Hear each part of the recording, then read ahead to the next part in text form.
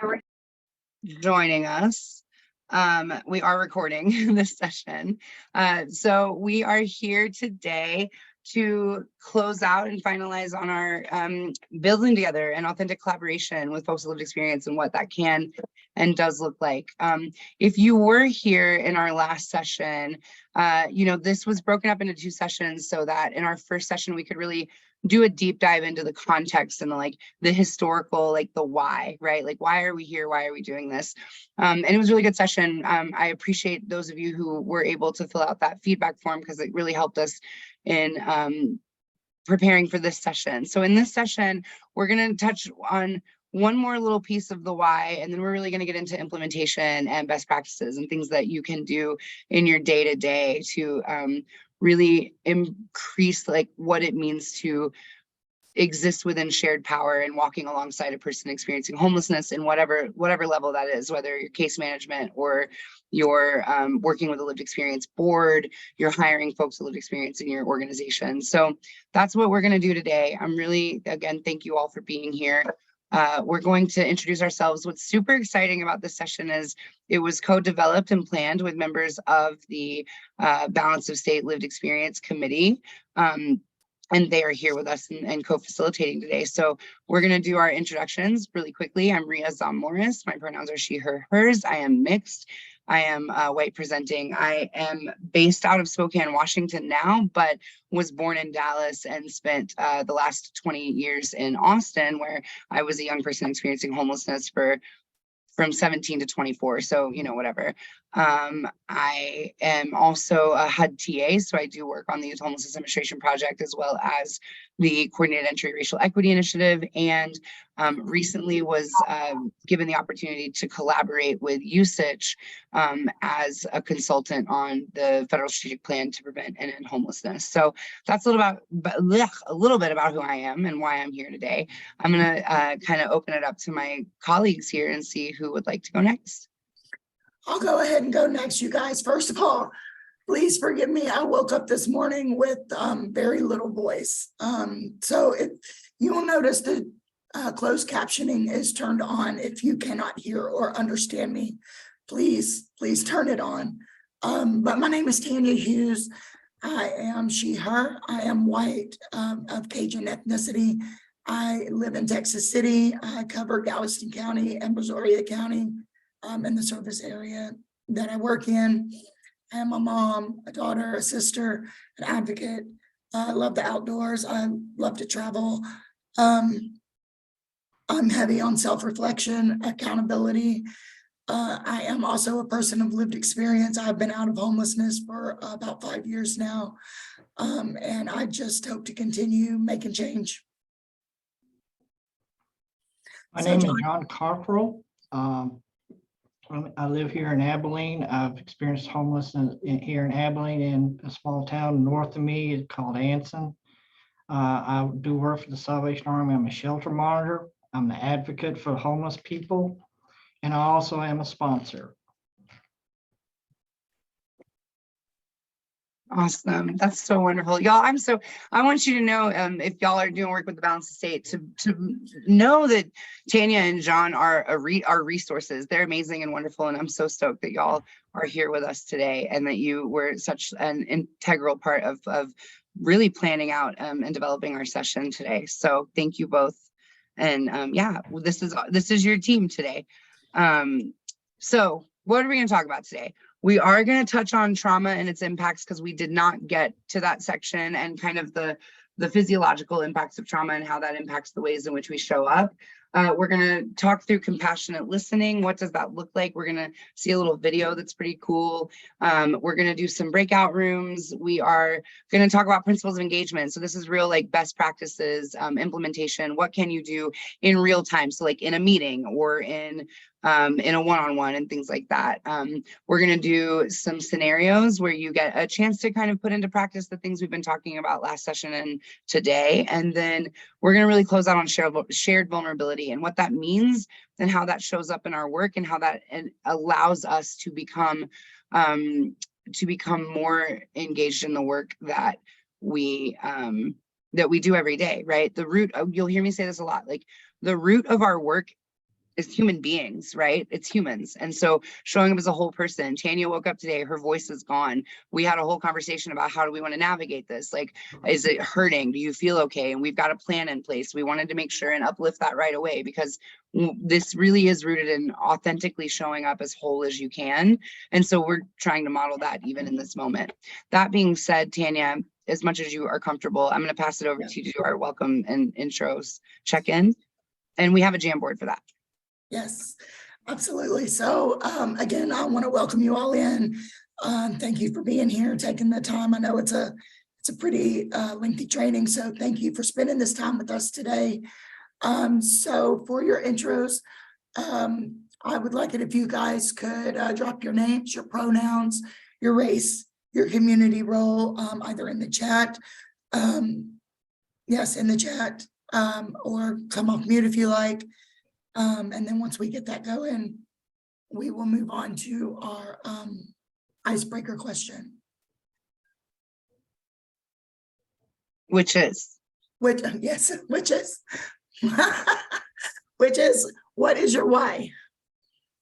so why are you here, right? Like, why do you show up to work every day and do the work that you do? And that's, we have a Jamboard for those who are not super into like coming off mute. I'm gonna attempt to do this correctly in a moment when I figure it out. I'll put it up here. So this is our Jamboard. So if you are unfamiliar with Jamboard, over here on the left side, there's a bunch of little icons. You will click on this one that looks like a Post-it note. You will say hello. I'm going to say testing. Save. Once you hit save, it saves it right here. You can move it anywhere that you want on the screen. And that way, if you are not comfortable with coming off mute, you don't have to. But yeah, we're gonna talk about what is your why. Why are you here? Why do you do this work? Why do you live this, right? Because it is more than just work every day, right? I'm seeing already like somebody's put it on our Jamboard. I've been on the streets before. Yeah, that's real. Does anybody want to like share? I know it's kind of a vulnerable question. Nikki said that she loves to see people thrive. Yes. I'm seeing Alejandra say, I feel motivated to help those in need rather than look the other way. Oh, I love that. Thank you. Y'all, I'm going to drop these on the Jamboard so we can fill it up.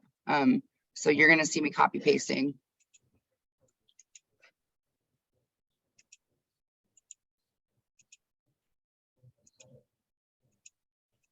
I like different colors, so you'll also see me doing that.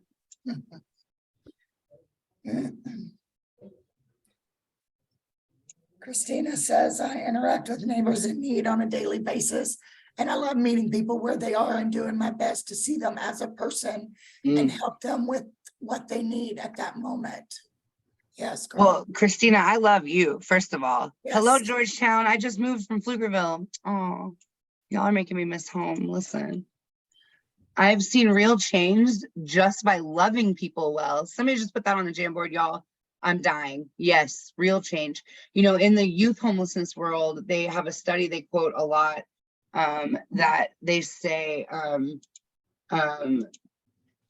there's a study they refer to a lot that says for young people experiencing homelessness, it just takes one like solid, healthy relationship with an older adult that can change the entire course of their life, right?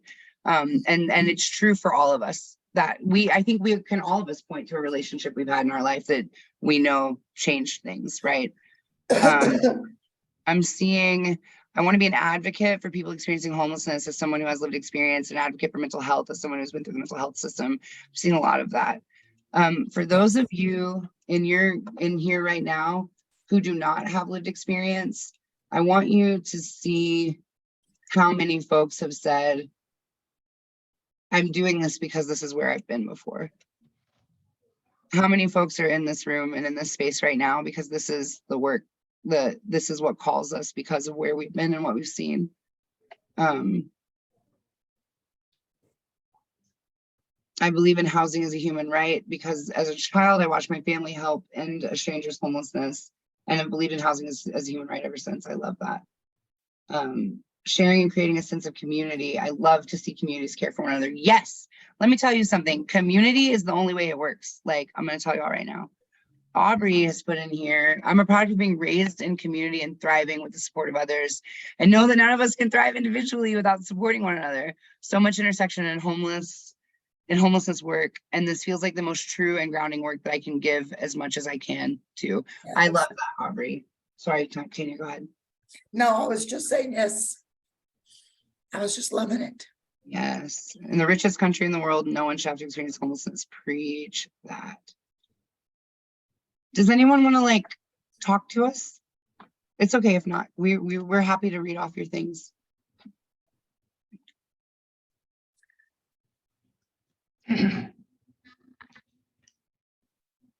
I participate in PSH and supporting those who experience chronic homelessness because at my core, I believe in the capacity and the capability and capacity for human growth and self-determination.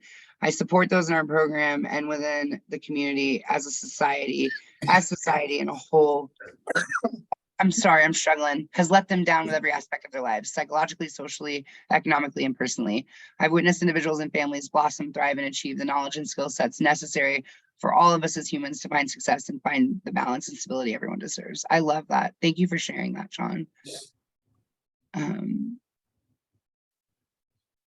Tammy says, yeah, Jamboards on the phone are a pain in the ass, Tammy. So anything you ever want to put in the Jamboard, let me know and we'll type it in for you.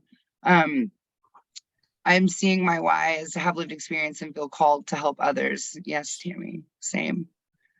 I'm the director of a neighborhood of 13 formerly homeless people who are getting back on their feet. I love them. I want to understand more what they've experienced. That's amazing. Thank you for sharing that, Rebecca. I see on our Jamboard, we've got everyone deserves a home. Yeah, that's super real. Oh, Crystal. When our neighbors get excited about finding their purpose, it reminds me why I do this. Thank you for sharing that, Crystal. And I want to say to your community, thank you to the number of people who have used the terminology neighbor. It's, you know, people often say, oh, we're getting hung up on virtue signaling with language and things like that. But y'all, language really, really matters. Like it does, because language is the thing we say every day and it informs our implicit biases, like we talked about last time. And I just want to like call out that I've seen so many folks here refer to folks experiencing homelessness as our neighbors, and that is the truest like line to community that we can have. So I want to thank you all for that, and just uplift that. That's an amazing thing. Okay, Tanya, you want us to, you ready?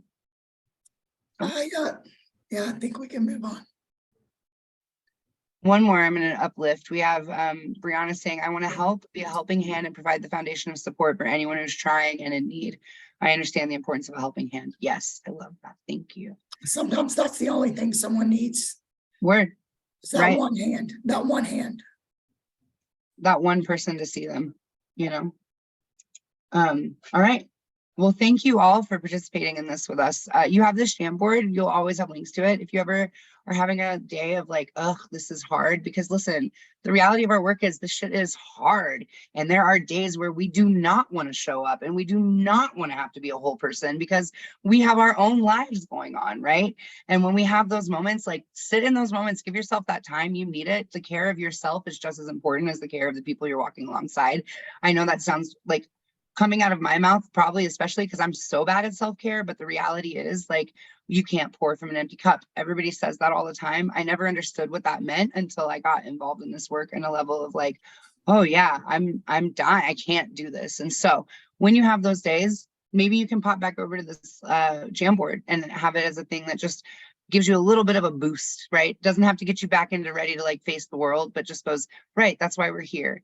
We're here because we believe in the importance of community. We believe that everyone deserves a home. We believe, and it's not just that we believe it, y'all. Remember, you're doing the work every day. You're doing it, right? Even when you're coming up against those like, oh, I'm so frustrated by this bureaucracy, this challenge, this barrier. Every day that you're walking in this work, you are doing the work of ending homelessness, and that is a lot. And you are allowed to be whole humans in that too, right? That said, we're going to talk about trauma. and its impacts. It is not going to be, this will not be like group therapy or anything. It's just, we do need to touch on the physiological impacts of trauma on the brain and the ways in which that impacts folks that show up at our work, at our tables, that walk alongside us, that are helping us to like rebuild new systems and new structures, right? We need to be aware of these things. And I think the truth is, if your organization is not implementing trauma-informed care for your employees, if there are directors in here, like, please take a little note of that, because y'all need that care too, right? Like, that's the reality. Trauma-informed care does not only extend to folks experiencing homelessness. This work causes secondary trauma. This work causes impacts in your bodies and your brains. And your organizations need to be looking at what structures can be put into place to ensure that there is some like trauma-informed and healing-centered policy happening. I want to put that out there, because trauma impacts the brain, and that's what we're going to talk about. I want y'all to sit with this quote. I'm going to give us 1 minute to do that. You don't have to save me. You just have to hold my hand while I save myself. This is an unknown person, but this quote really sits with me. And actually, let me see. Brianna hit it. The importance of a helping hand. It's in our chat box. You don't have to save me. We are not saviors. And it can be easy to start to feel like almost a martyr sometimes in this work. You are here to walk alongside someone on their journey, right? Not to direct them, lead them, or save them.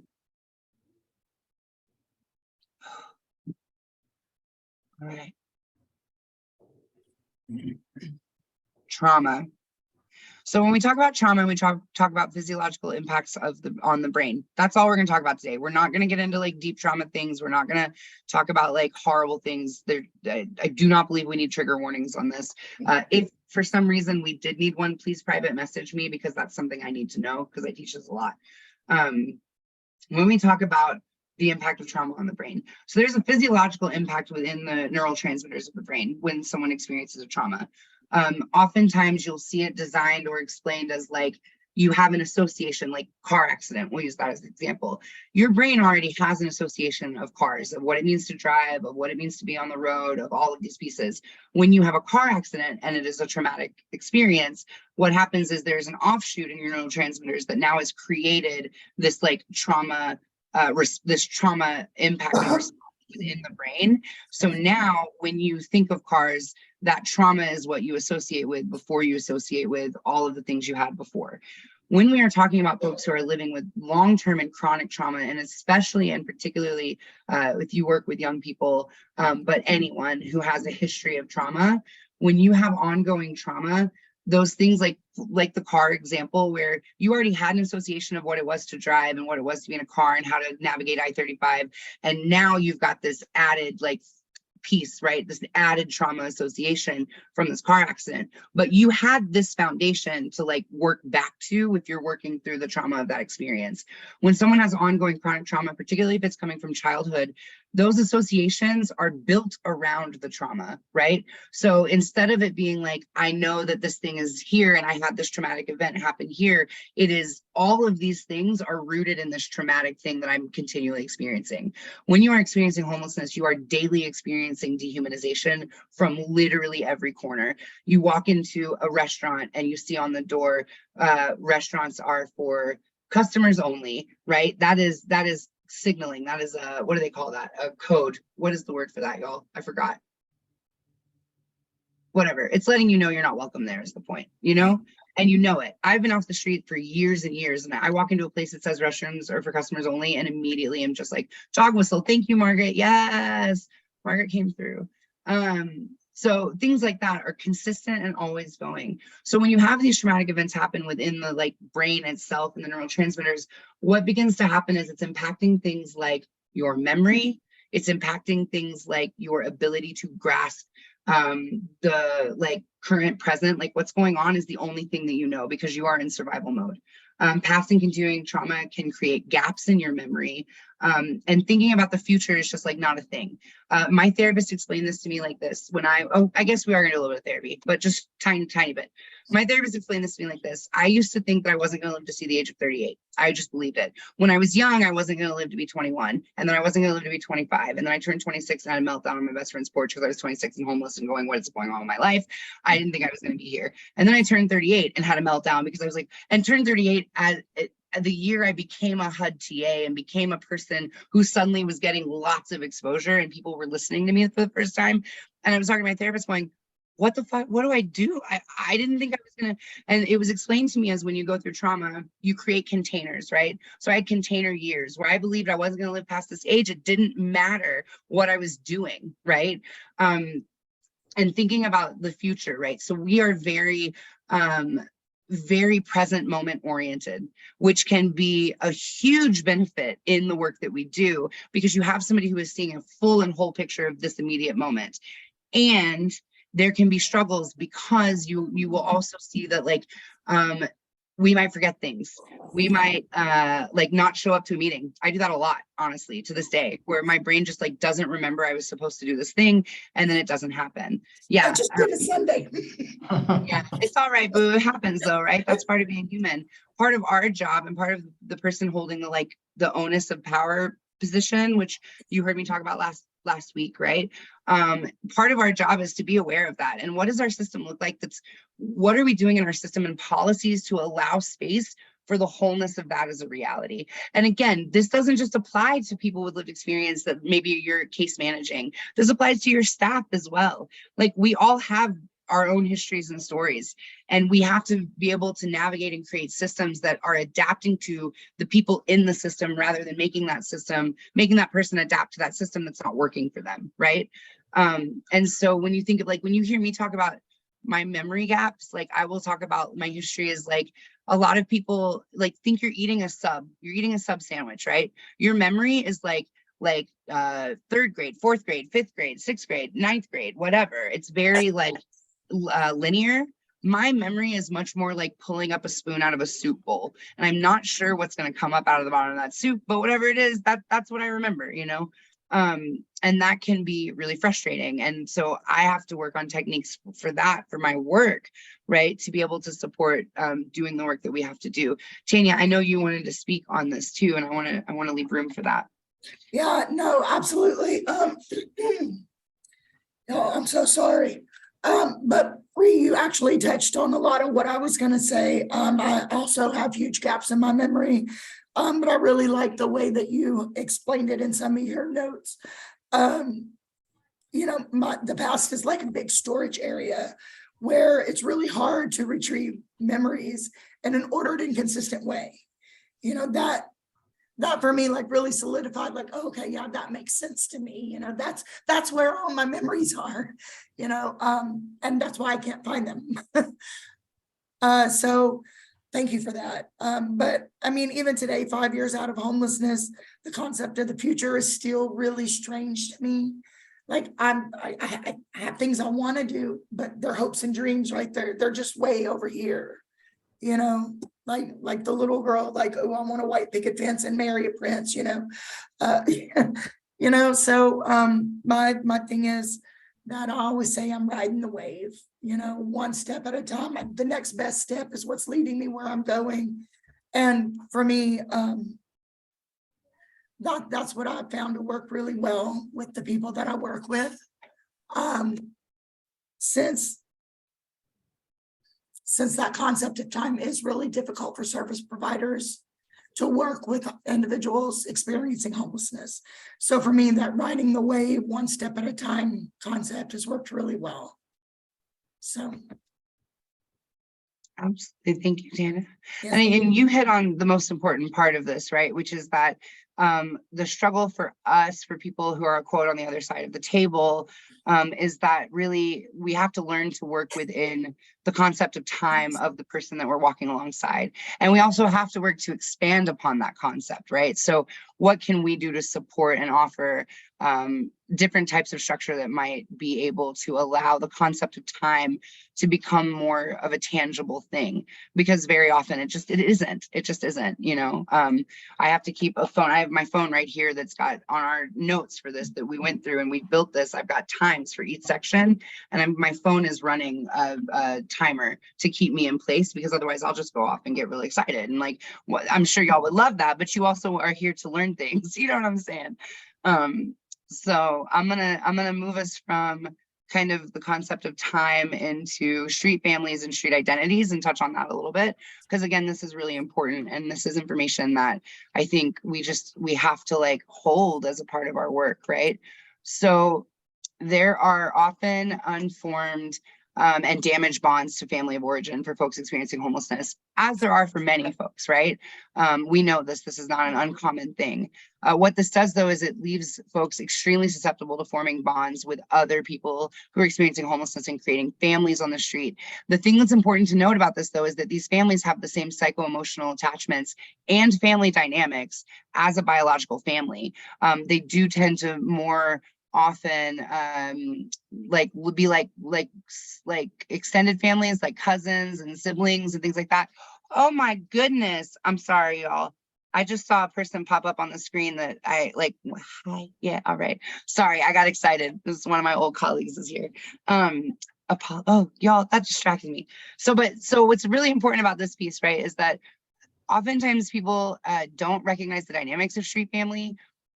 And so when we are engaging with somebody, right, we would like accidentally like speak negatively about someone, underestimate the bond between the peers, right? So you know how people like to form like water cooler talk, right? We're gonna get together, we're gonna be like, oh, let me tell you, I'm gonna pick on somebody because I see their face. Oh, Kaylin was doing blah blah blah blah blah. Can you believe? Oh my goodness! And people they do try to build relationship in that way, this way of like shared frustration. Really, really important you don't do that with folks experiencing homelessness, because the bonds are really deep. And so while I might be real pissed off at Tanya today, if Christina comes to me saying, "Let me tell you about Tanya did this, that, and the other," I'm like, "Bitch, Tanya is my who do you think you are?" And now that relationship with Christina is destroyed because I am seeing her like, and if she's talking trash on Tanya, she's probably talking trash on me when I'm not around too. So now I don't have any trust.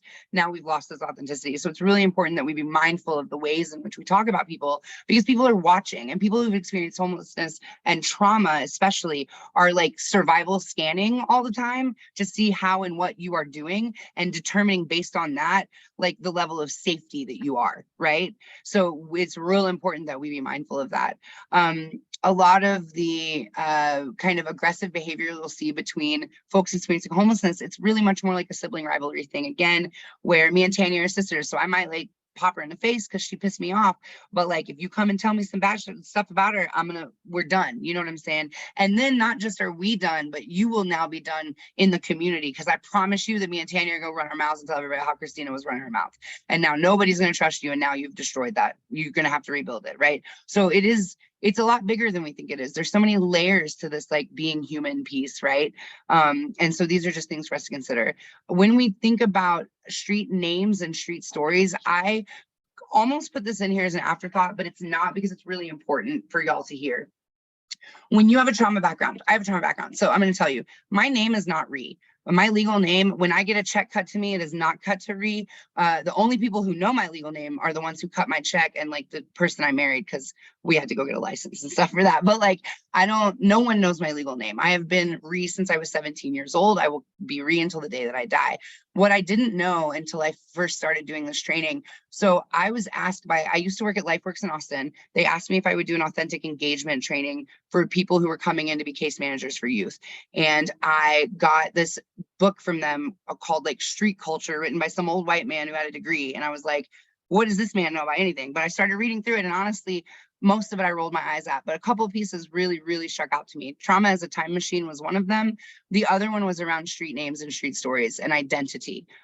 When you have a victim identity, oftentimes what you will do is create a new identity, because that victim identity no longer exists. It's not there. I have no connection to that identity any longer. Like I said, the only people who know my real name cut me a check. And otherwise, my real name is Rhie. That is who I am, because the person I was before was hurt a whole lot. And I was not going to be that person. I was going to survive, right? So it's really important when people come to us and give us like a new name, that we are going, hey, listen, we're going to respect what you're asking us to do, because oftentimes what we're doing is we're replacing a victim identity by using these names. And two, it's safer. It's just safer to be homeless. If you're homeless, it's just safer for people not to know your real name, because you don't want to get in trouble with the law, right? Like that's another piece of it. The other thing is street stories. So again, folks have big stories. Let me tell you, I have a couple of them myself, right? Big stories, like Beyonce is not my cousin, but if I come to you and tell you that Beyonce is my cousin, I'm not doing that to like lie to you in order to deceive you or manipulate you. What I am doing in that big story is I am reinventing my identity, right? So I'm filling in the gaps of my victim identity with things that make me feel bigger, feel safer, feel more valuable, feel more like seen. Right. And I think one of the big mistakes we make in working with folks that lived experience is that we hear these street stories. And first of all, like, you know, y'all can look at me and know Beyonce isn't my cousin, but if I came to you and told you she was, you know what I'm saying? What's she gonna do? You're gonna be like, oh no, not this, you know. And like, so it's important for us to understand as we navigate and move through this, that like, there are pieces that are necessary for our safety and that are a part of just who we are, that like we need honored and respected. And that it's important that when you hear the big, like, oh, I have 5 degrees, but no paperwork, you know what I'm saying? Whatever, that you aren't going, oh, this person's trying to like pull one over on the word. That's right, Nikki. I wish girl, if I could. No, like that's a good response though. Like, but it's important that we remember, and that we as people, because somebody's lying to you, you don't feel good about that, right? It's important that we don't mistakenly like apply, this person's trying to manipulate the system, this person's trying to manipulate me, this person's trying to do this, trying to do that, trying to do this, trying to do that, because that will affect your ability to trust them, right? And y'all got to have that kind of two-way trust going on. The other thing is too, don't be mad at people who are trying to game the system, because the system has caused a whole lot of harm, right? And like, if you can low-key support people trying to game the system, I'm not officially saying that you should do that, but I'm just saying if that is a thing that happens, you know, let people get what they need, right? Our systems are designed to hurt a whole lot of people. And so don't hold that kind of thing against someone, which is much easier said than done, but important that we touch on it. I'm gonna take 2 seconds to breathe. That was a whole lot of talking. Oh, we're gonna talk honor code next. Tanya, are you up to that?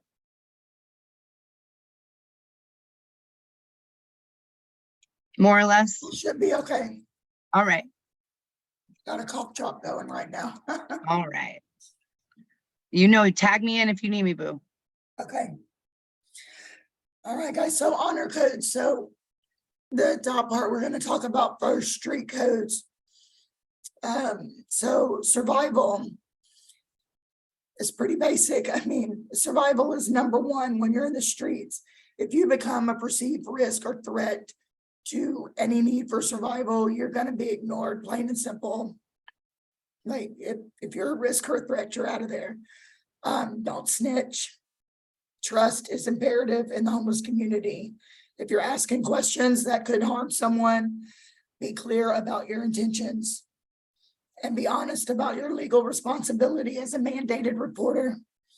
Try to use hypotheticals when asking questions.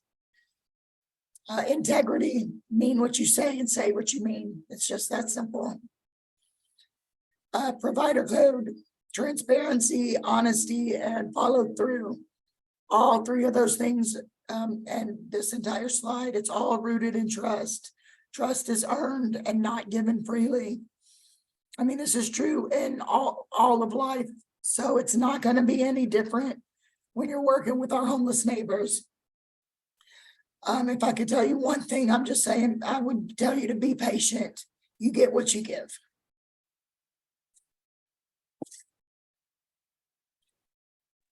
And that's what I got. That's awesome. That's super on point. Thank you, Tanya, so much. Yes, ma'am. Yeah, we're going to touch more a little bit on that accountability piece later. So given these pieces, right, we've just been talking about a whole lot around trauma and how it impacts the ways in which people show up.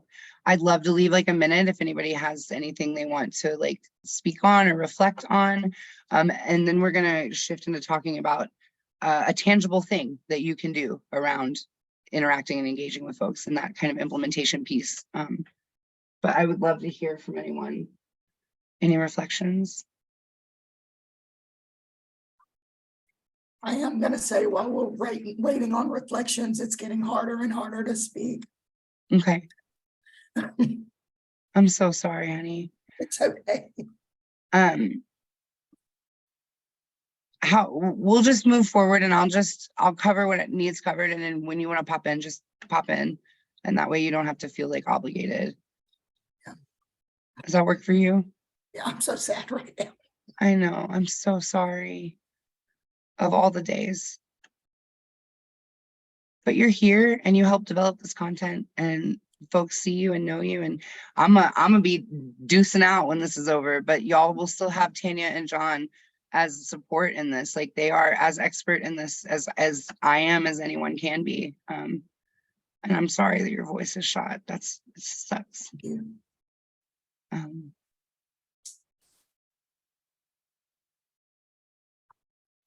Okay, well, with that said, let's talk about compassionate listening and a thing that we can do in our engagements with folks, right? So we're gonna watch a video and we're gonna do an activity, a breakout room activity coming up next. Let's talk about compassionate listening. So compassionate listening, and we're gonna watch this really short video that, oh, Tammy, I see your hand up. I can pause. Sorry, I just couldn't get to it fast enough. I just wanted to make one statement about that little set of bullet points. And I found that you have to try to follow the rules because they have we have a real sense of fairness. And so if you make a rule, you better stick with it across the board or have a good reason why you didn't. Thank you for sharing that, Tammy. I think that's so honest and real. I have a follow-up question, if that's Yeah, okay. please. Yeah, I love these so much. And I think that when I look at the provider code section of this slide and like the messages that we just received, as like previously being a direct service provider, I think there's also like the provider code like with you and like the people you're supporting. And then there's also that separate like relationship in the organization that you work with, knowing that like typically if you're a direct service provider, you're not like a decision maker in that space. And sometimes you're having to necessarily like not follow through with things that you previously had said because they were within the structures of what you were able to do. But then like decisions change and you personally don't have any autonomy or authority to like do anything about it, but you're the person who has to deliver that information. And it may not be like what you agree with personally, but you really just, it's the spot you're in. So do you have any suggestions or like recommendations around how to like authentically provide that information in a way that like won't get you in trouble also with your job? Because you can't be like, I'm sorry, like they changed the rules, I can't do anything about it. But then also it's like you want to maintain that like human relationship with the person that you're working with and like make sure that they know like you're doing your best to follow through, which I know it's like depending on what the decision was, like it can mean something or nothing depending. Definitely. So I do, Kaylin, and I see Tanya off. I want to really quickly check in because Tammy's hand is up. So I don't know if we want to do a direct, Tammy, is this a direct response to Kaylin or do you have another thing? Because I want to make sure there's space for Tammy to direct respond, if that's okay, Tanya. yeah. And okay. Are you asking me, Tammy, or Tanya? I'm sorry. I'm asking you because I saw your hand go up while Kaylin was asking her question. And so I didn't know if you had a response to that. And I wanted to make sure there was space for you to respond. Thank you. That was an accident. Sorry about that. Oh, no, you're good. Thank you. All right. All right, Miss Tanya, did you want to have? Yeah, I was just gonna say, so for me, I've had that happen actually a lot. And I have been very honest and had very authentic and transparent conversations with the people I was supporting. And I don't see why your agency would have a problem with you having that honest conversation with them. I mean, as long as you're having it in a way that doesn't bad talk your agency or your supervision, and in a way that is respectful to your agency and your leadership and your team. Just being honest and saying like, hey, I'm sorry, this is what I thought, but I was wrong, or this policy was in place, but now that policy has changed. You know, I don't understand why that conversation wouldn't be able to happen. Yeah. Yeah, Tanya, I back up 100% everything that you just said. I think another piece too of this is ensuring that you're being transparent from the beginning, right? So like, no, we don't want you to trash talk your organization. Of course not. And like, you never know how somebody's going to take a thing and it gets out into the world. That's very real as well.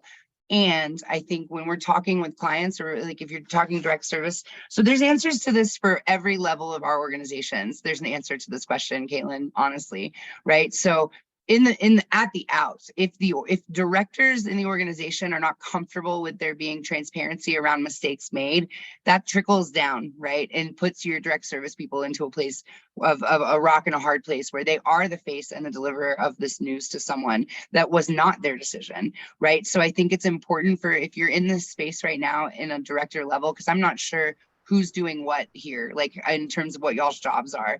But if you are here in a director level, and you are not in an organization that is comfortable saying, ooh, this thing changed, and being like open and transparent about that, or like, oh, like we made this misstep and here's what we're doing to like correct, right?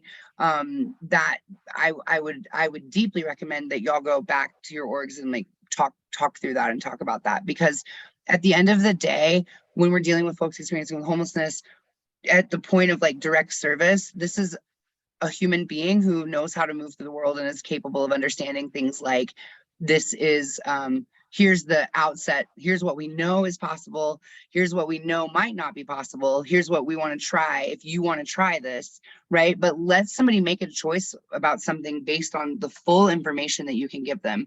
I understand that a lot of you probably have HIPAA training, and if not, please get it.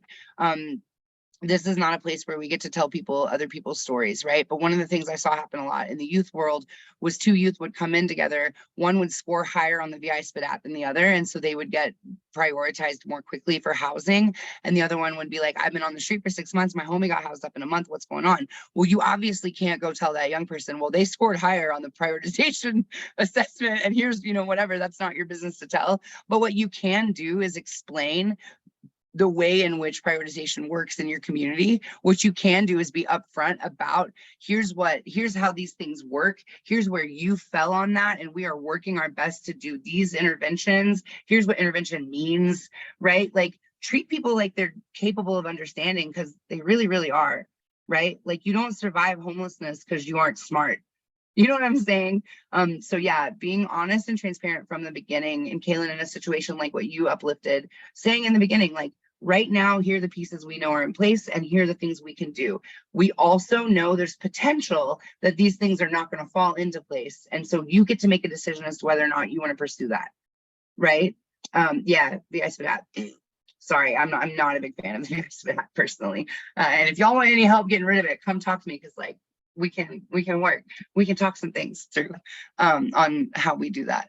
But yeah, so I think to that point, as providers, being able to be aware of, like, the biggest mistake anybody makes when they start working with people with lived experience is they go, you can do whatever you want, we want you to design this, right? But what that's doing is you're leaving it to the person with lived experience to fail in a system that they don't understand, because you're saying you can do whatever you want. and we're not going to get in the way. We want you to decide for yourselves. But at the end of the day, we have to be able to like know what the parameters are, right? There are parameters, there are rules in place. Everybody knows that. But not sharing what those parameters are is gatekeepy and gross, and no point in doing it. So if you know there are restrictions, or you know there are things that are like hard line, can't do anything about this, be honest about that. People are capable of understanding. They may not like it, but y'all can commiserate about not liking it. Just don't talk trash on your organization. You know what I mean? Like, you can commiserate about, yeah, this system is totally flawed. In fact, there's a big opening to invite somebody to join your lived experience council, right? Like, oh yeah, this system isn't working. We know it's gross. We don't like it. Hey, there's a group of folks that have lived experience of homelessness that are working to change that in our system. Would you be interested in meeting Tanya or John? And let's talk about the lived experience council, right? Like, thinking through ways you can use these challenges as opportunity is key. Okay, we are going to talk on compassionate listening, and I'm not actually going to talk, but Thich Nhat Hanh is going to talk. We're going to watch this video, and then y'all are going to do an activity, and then we're going to go to break. I like people to know what's coming. You see, I believe in transparency, potentially an over transparency, but I'm working on it. All right, let me mute myself. You refer to, I can't remember which book, but you talk about deep listening also. Deep listening is the kind of listening that can help relieve the suffering of the other person. We can call it compassionate listening. You listen with only one purpose: help him or her to empty his heart. And if you remember that you are helping him or her to suffer less, and then even if he say things full of wrong perceptions, full of bitterness, you are still capable to continue to listen with compassion. Because you know that listening like that, with compassion, you give him or her a chance to suffer less. If you want to help him or her to correct his perception, and then you wait for another time, but for the time being, you just listen with compassion and help him or her to suffer less. And 1 hour like that can bring transformation and healing. So I love this idea of deep listening, because oftentimes when someone comes to you and they want to really vent, they want to purge whatever is going on inside them, people start talking and giving advice. So if you allow the person just to let whatever those feelings are to come out, and then at another time come back to them with your advice or your comments, you would experience a deeper healing. That's what you're saying. Yes, the fear, the anger, and the despair is born on the ground of wrong perception. And we have wrong perceptions concerning ourselves and the other person. And that is the foundation for conflict and war and violence. You've said that the only way we can begin to end war is due to communication between people. Yes. Mm-hmm. And we should be able to say like this: dear friends, dear people, I know that you suffer a lot. I have not understood enough of your difficulties and suffering. It's not our intention to make you suffer more. It is the opposite. So please tell us about your suffering, your difficulties. I'm eager to learn, to understand. You have to start like that, loving speech. And if we are honest, if we are true, they will open their heart and tell us. And then we practice compassionate, deep listening. And during the process of deep listening, we can learn so much about our own perception and their perceptions. Mm-hmm. And that is the best way, the only way to remove terrorism. Terrorism, or even difficulties between yourself and yes. family members or friends. Yes. And the principle is the same no matter the conflict. Yes. Terrorists, anti-terrorists, yes. father and son, right. Yourself and your boss, right. Yourself and your children, your best friend. Yes.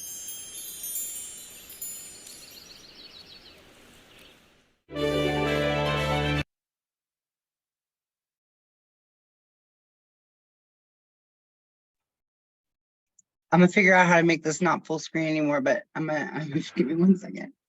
Hover toward the top and hit that X. Hey, but see, now I lost my full screen on my thing. This happened last time. Shoot. Okay, it's fine. We're just gonna go with it like this. At least you've only got two tabs. If Okay. you hit escape, it'll come out of it and you can go back into it. Craig for the tech support. Thank you. Yeah, that was a lot. I want to name a thing. Many of you maybe don't have a social work background, or you didn't go to school to like become a therapist. You're not in this work as being a therapist, and like I can deeply resonate with feeling like hearing something like that makes your whole being go, but that's not my job, right? And like, I'm here because I want to help people. And I'm here because I want to see an end to homelessness, or I want to support my neighbors across the street. And I think what's key in this piece is that truly knowing another human being, right? Truly allowing space for someone to unburden, allow space for that person to grow. And if you are here because you want to see an end to homelessness, or you think that everyone deserves a home, or you think that, like John put in the chat, the lovely thing about people being able, don't come, oh, y'all, people are delivering me snacks. Apologies. That was really nice. Thank you. You want to see people be able to grow and be able to move into the next point, right? And part of that is allowing space of hearing them. If you're a director or a supervisor, part of what helps your work be better, exactly. Part of what helps your work be better is allowing space for your like team to come to you and say, hey, here's the struggle that I'm having. Someone just put in the chat box, Jennifer, perhaps. Yeah, Jennifer, feeling seen and not alone can be healing. You might be the most positive presence that someone has in that whole day. And that's really real, right? That's a real thing. And it's a lot to carry. I understand that. I do, believe me, because I carry it myself all the time. But it is a part of how we do this work. And that could be if you're having a conversation with Jim Ward, like, right? He's like the executive director or whatever. Or if you're talking to me, or if you're talking to Tanya, we need spaces to be seen as whole people. You do as well, right?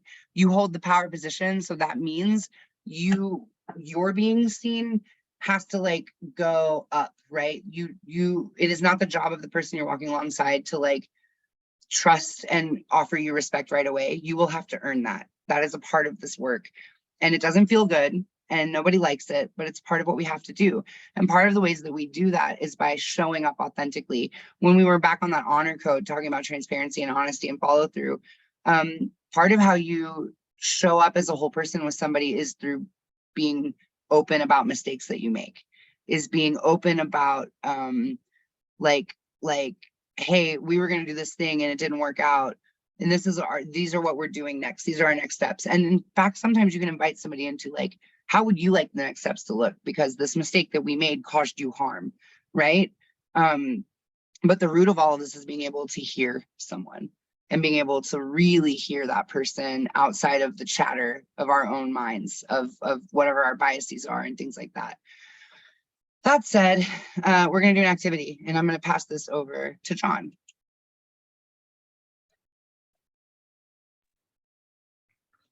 Good afternoon. The activity we're going to be doing is called Heard, Seen, and Respected.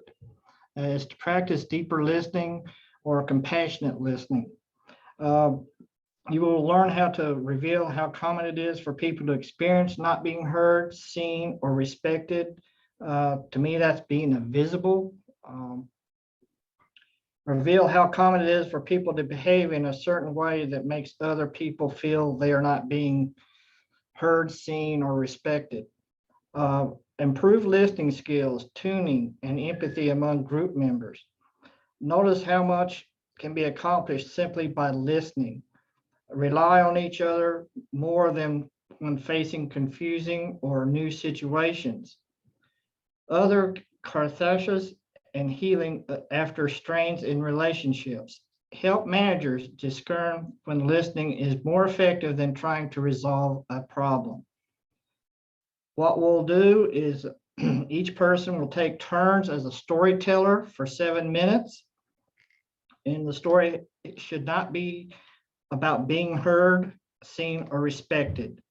The other person will have 3 minutes to listen for compassionate listening. The partners will share with one another in experiences of listening and storytelling. What did it feel like to tell my story? What did it feel like to listen to the other person's story? We're going to break down the two people per group. Excuse me.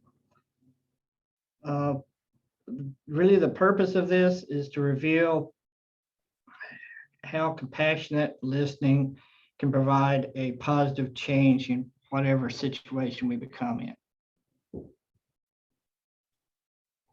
Right? We need to break down into the rooms, right?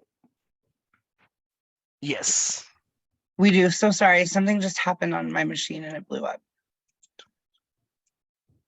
Are y'all okay? This meeting is being recorded. Oh my goodness. Okay. I've never heard it twice. I love that. Well, hello. So I don't know if you all heard, we had our own technical difficulties on this end. And so we would love it if anybody wants to share kind of what did it feel like to tell your story, and like what did it feel like to hear someone else tell their story? I know it's harder to do in a large group, I know. Go ahead, Tammy. Well, I had Sydney Timmons in my little breakout, and I shared first, and then while I did, a couple of times I heard her say, well, she was pretty quiet the first time, and I did feel like she was following the rules. But later, when we were just generally sharing, she was really great with her emphatic, oh, wow. And that sharing of the emphasis on those words made me feel happy and really heard. Thank you for sharing that. I'm glad. I've noticed at some point I was doing it and I was like, oh, I'm muted. Hold on. I'm sorry. My bad.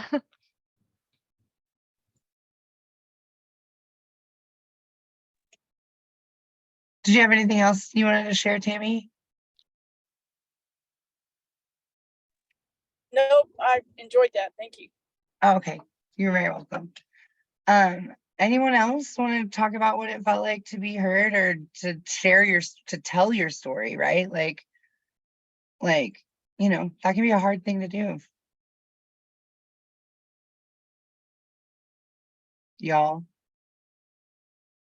friends, colleagues, country people, I don't know what the word is. I can share. Yeah, my video is still on. For me, I shared about something that happened to me constantly in a previous career.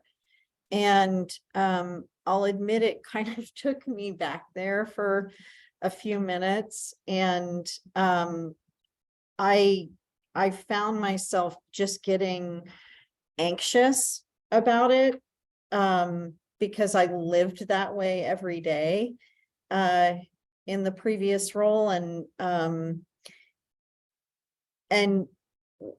once I finished, I was with Diana, and Diana was just extremely empathetic about the whole thing, and then had a similar story in something that had happened to her, different circumstances around it, but kind of similar outcome. So that, you know, while I had been anxious, Diana's empathy and then relaying a story as she did definitely helped me come back down and feel more heard. But then I started getting anxious on her behalf and feeling frustrated on her behalf. So I deeply appreciate you sharing that, Nikki. And I'm sorry for that experience, because I know it can be thinking back on the old times, and having your body, like nervous system response, go back there can be so difficult. And I'm sorry that that happened. But I also want to thank you because you kind of led us into the point of this activity, and you kind of just did it for us, which was really looking at like what were patterns that you saw in your stories that you should, like Nikki, you were saying that the person you were speaking with, I think you said Denise, had a similar experience, right? And so thinking through like, what are patterns that you heard? Like, what are things when you were telling your story about not being heard and your partner was telling their story about not being heard? What are things that came up, right?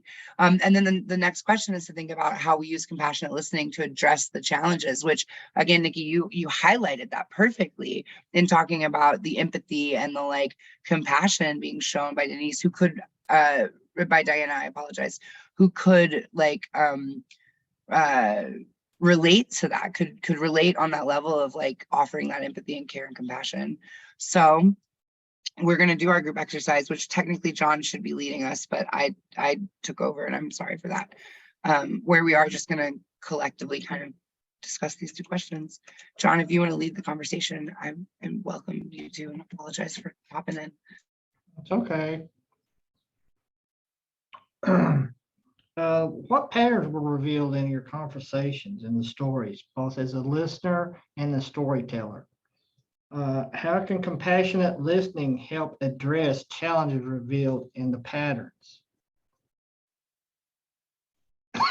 Excuse me.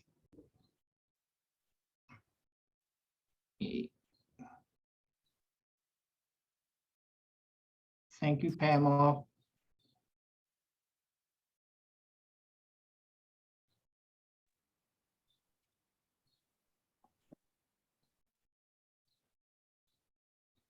Anybody? I was gonna say something if that's okay. Yes.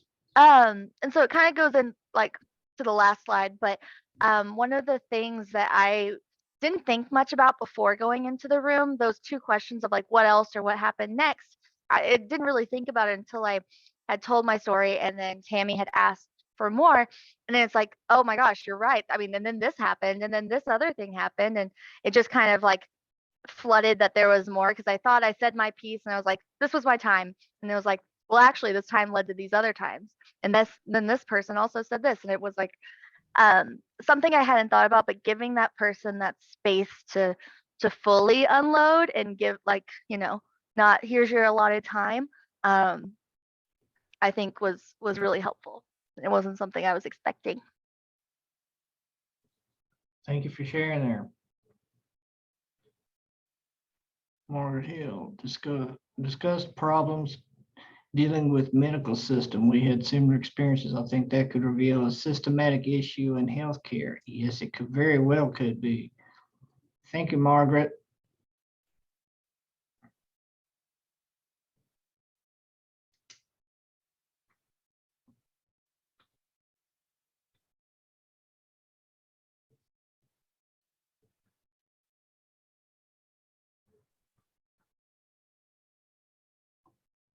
Anybody else?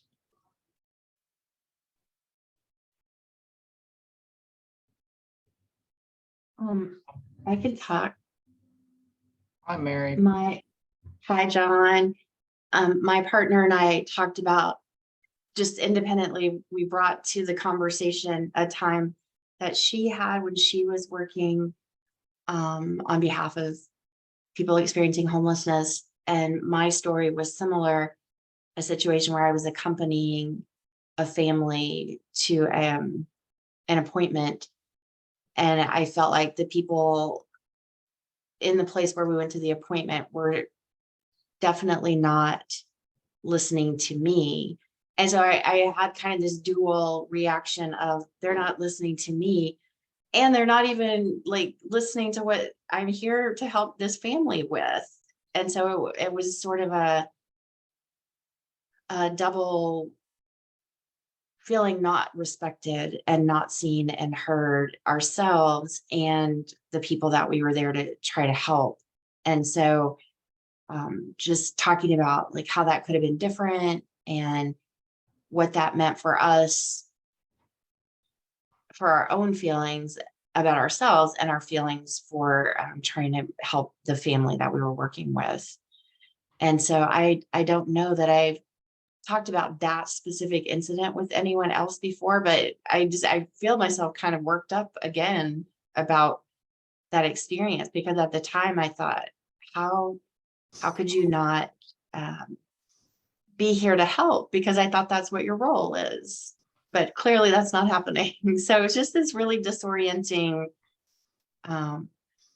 feeling. But then I realized too, I'm a white person, and so maybe I don't experience that nearly as much as someone who isn't white. And this family I happened to be with that day was not white, and I'm wondering now, kind of in hindsight, what their experience was, if it maybe was more like, oh, this is par for the course. So lots of different thoughts and emotions are bubbling up based on this activity. So it's thought-provoking. Thank you, Mary. Yeah, if it's cool, John, thank you, Mary. I'd love Mary to speak on a couple of things that you just brought up, if that's okay with you. That's fine. Cool, thank you. I think two things that need to be highlighted in what you just shared.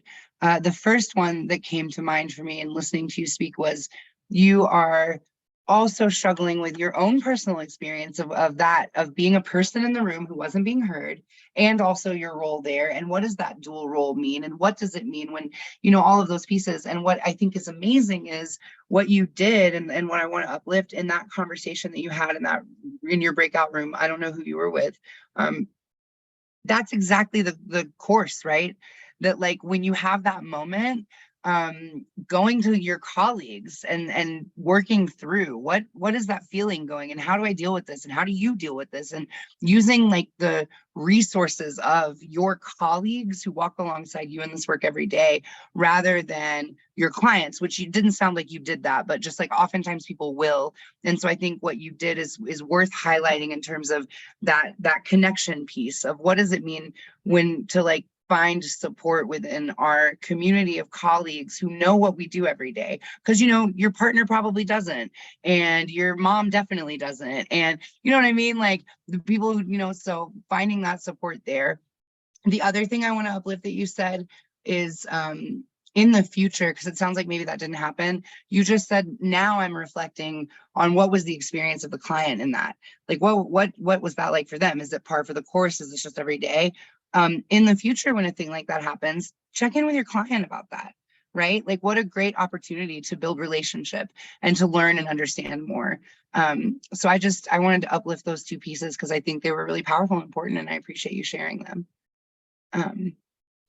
So y'all, we have time for maybe one or two more people if anyone else wants to speak on this exercise. And then I'll.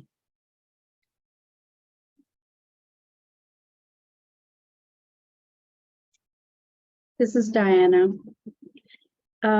Yes, I was telling a story of being a young person trying to do a thing in a man world. My husband passed away when I was 28. And as I was talking about the experiences that I went as far as even just buying a car and having difficulty because, I'm a young girl, Spanish, I had so many, and I wanted to cry. All those feelings just came flooding out of me. Like I really wanted to cry. It was terrible. I don't talk about my past because it's very painful. And when I make new relations and I tell them about my past, and it'll linger for days. Oh, I'm so sorry. Yeah, but it is what it is. I'm not the only one. I know there's people out there probably with worse experiences than I went through.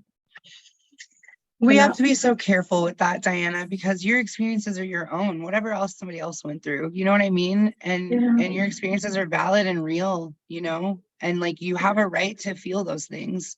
And I'm grateful that you were in a space and in a room with someone who could provide empathy back and who could understand, right? Part of what we hope with this activity is that y'all see that you have these things in common with one another, that you can Right. rely on each other, and you Yes. are not the only one, right? Because sometimes it can feel so isolating, and because we're Mhm. not able to have these conversations, we get isolated when we don't need to be. You know what I mean? Yes. Mhm. Thank you for listening to me. Yes, ma'am. I'm sorry. Did I cut you off? No, I'm here, but Okay. I will be, I will be okay. Thank you. Yes, ma'am. I appreciate you sharing with us. I think on that note, y'all, let's do 3 deep breaths and then we're going to go take a break. How's that sound? Sounds good. Sounds good. Okay. And Alejandra, I did not see your message. I was typing out another message and then started listening to Diana. So I will respond to your message, Alejandra, probably during our break. Because I think that's uplifted, important to uplift what you shared. And if you haven't seen the chat, y'all. Oh my God. Oh, okay. We're gonna address, I don't know what to do. Okay, before we breathe, we're gonna address this chat, this chat box. Then we're gonna take 3 deep breaths and then we're gonna take a 15-minute break because we're actually ahead of time. So we have time to be able to do this. I wanted to uplift though what Alejandra had said about the pattern that they were talking about with Brianna, thinking it would be feeling like you were not being validated. I felt like I wasn't being validated for all the hard work and extra work I was putting in, and others who were not doing half of what I did were getting praise. Alejandra went on to say, my first year, despite I started in May, I had a caseload of 174, and my coworker who had been there longer only had 84. And despite I brought this up to management and nothing got done, right? So there's so many things to unpack in that in terms of not feeling seen and heard. Oh, you guys, the chat box is so alive. I wish, oh, okay.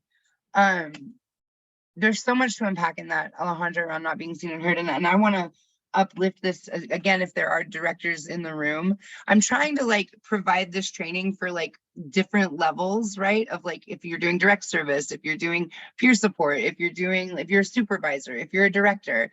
And I want to uplift, and I want the directors in the room to really pay attention to what Alejandra just put around. My first year, despite starting in May, I had a caseload of 174.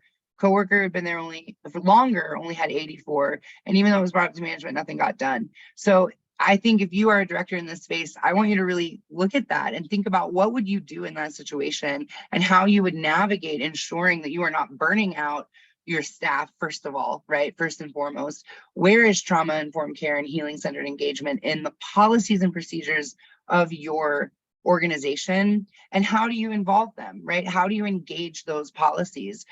First of all, you have to learn about what trauma-informed care and healing-centered engagement are, which I'm sure most of you have done trainings in.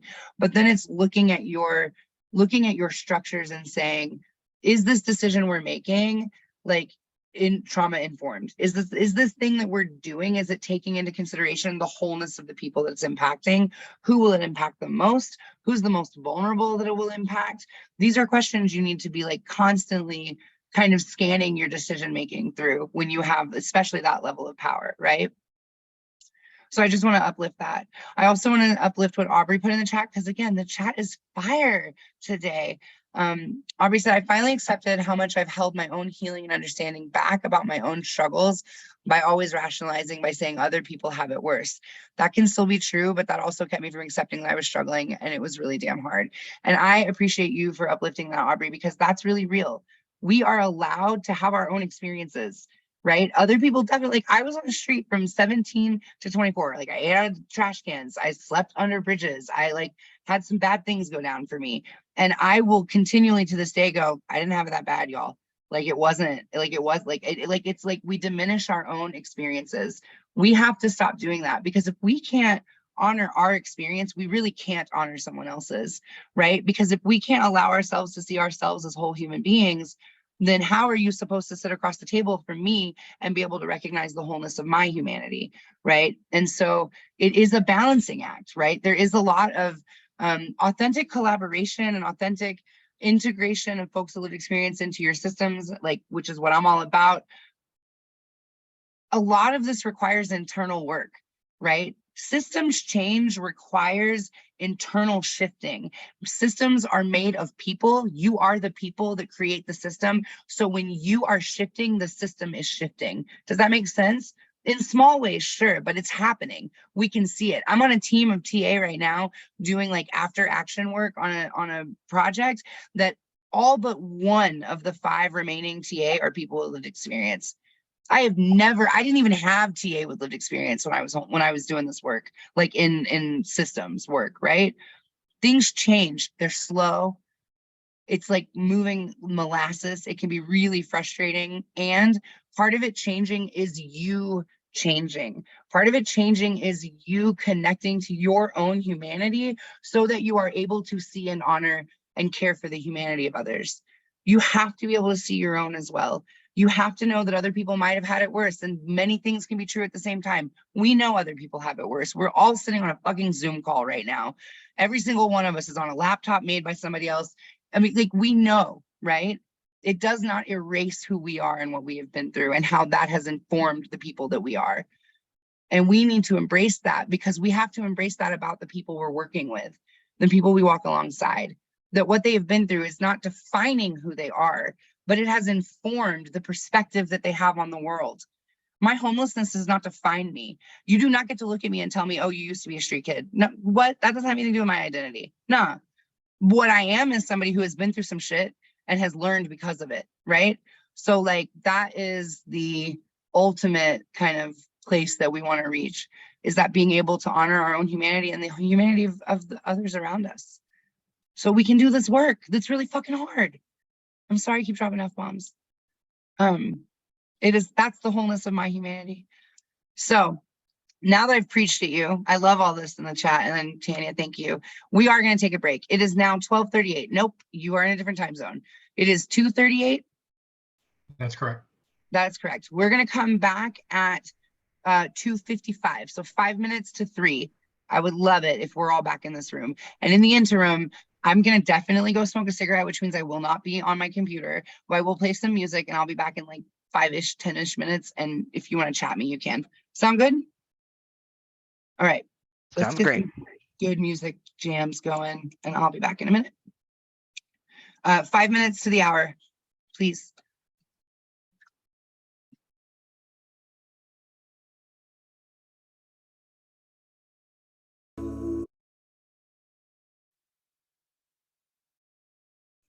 Well, hello. Can I get like a show of hands if folks are back? Hey, hey. Hey, Back. getting some thumbs ups and hearts and claps. All right. Well, welcome back, everybody. Oh, glad we're here. Glad y'all are here. We're coming up on the principles of engagement. And so we've been talking a lot the last session and this session kind of about all these different pieces of like context and historical, how do we dot these lines to why we need to know the history of things like race as they impact perception when we work together.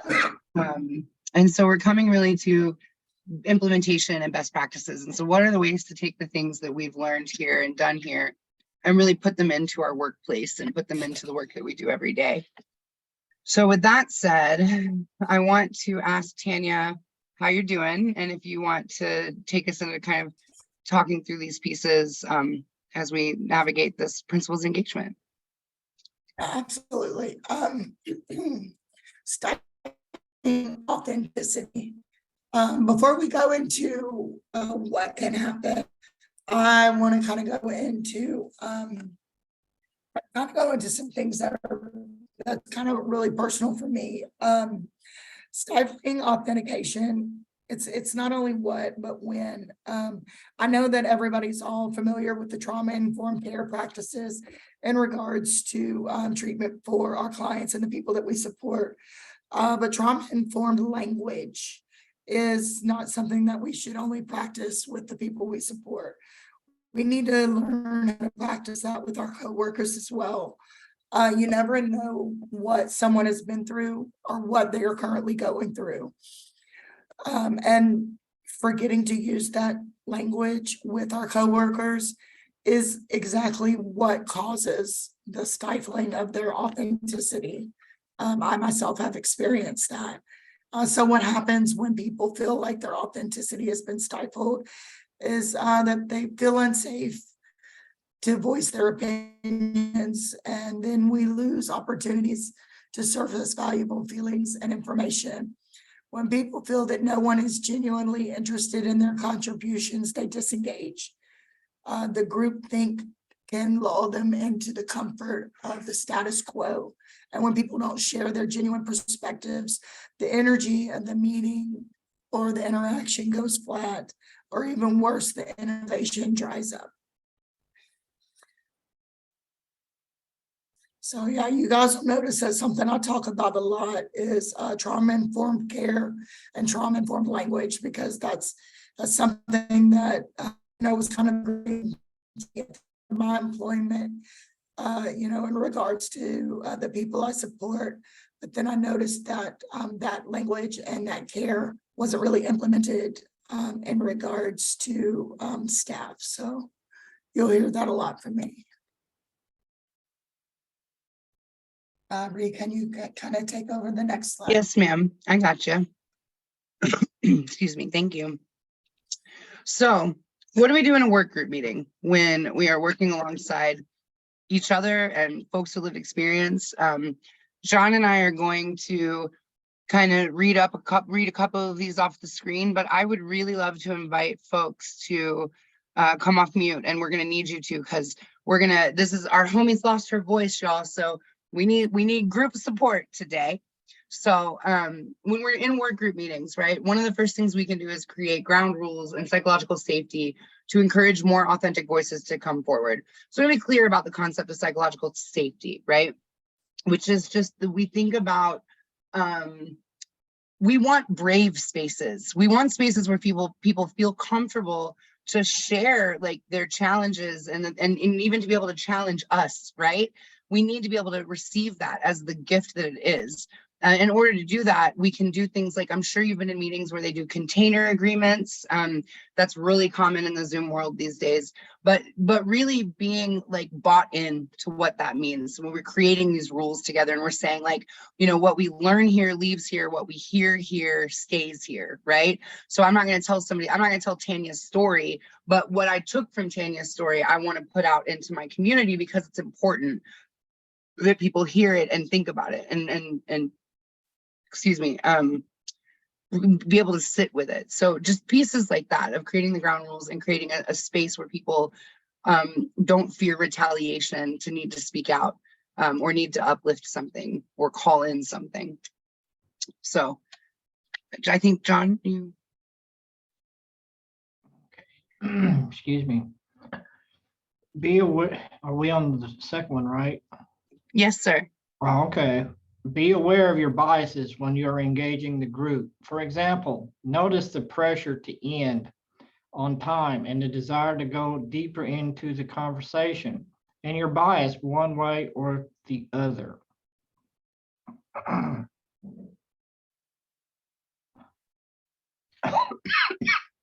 Excuse me.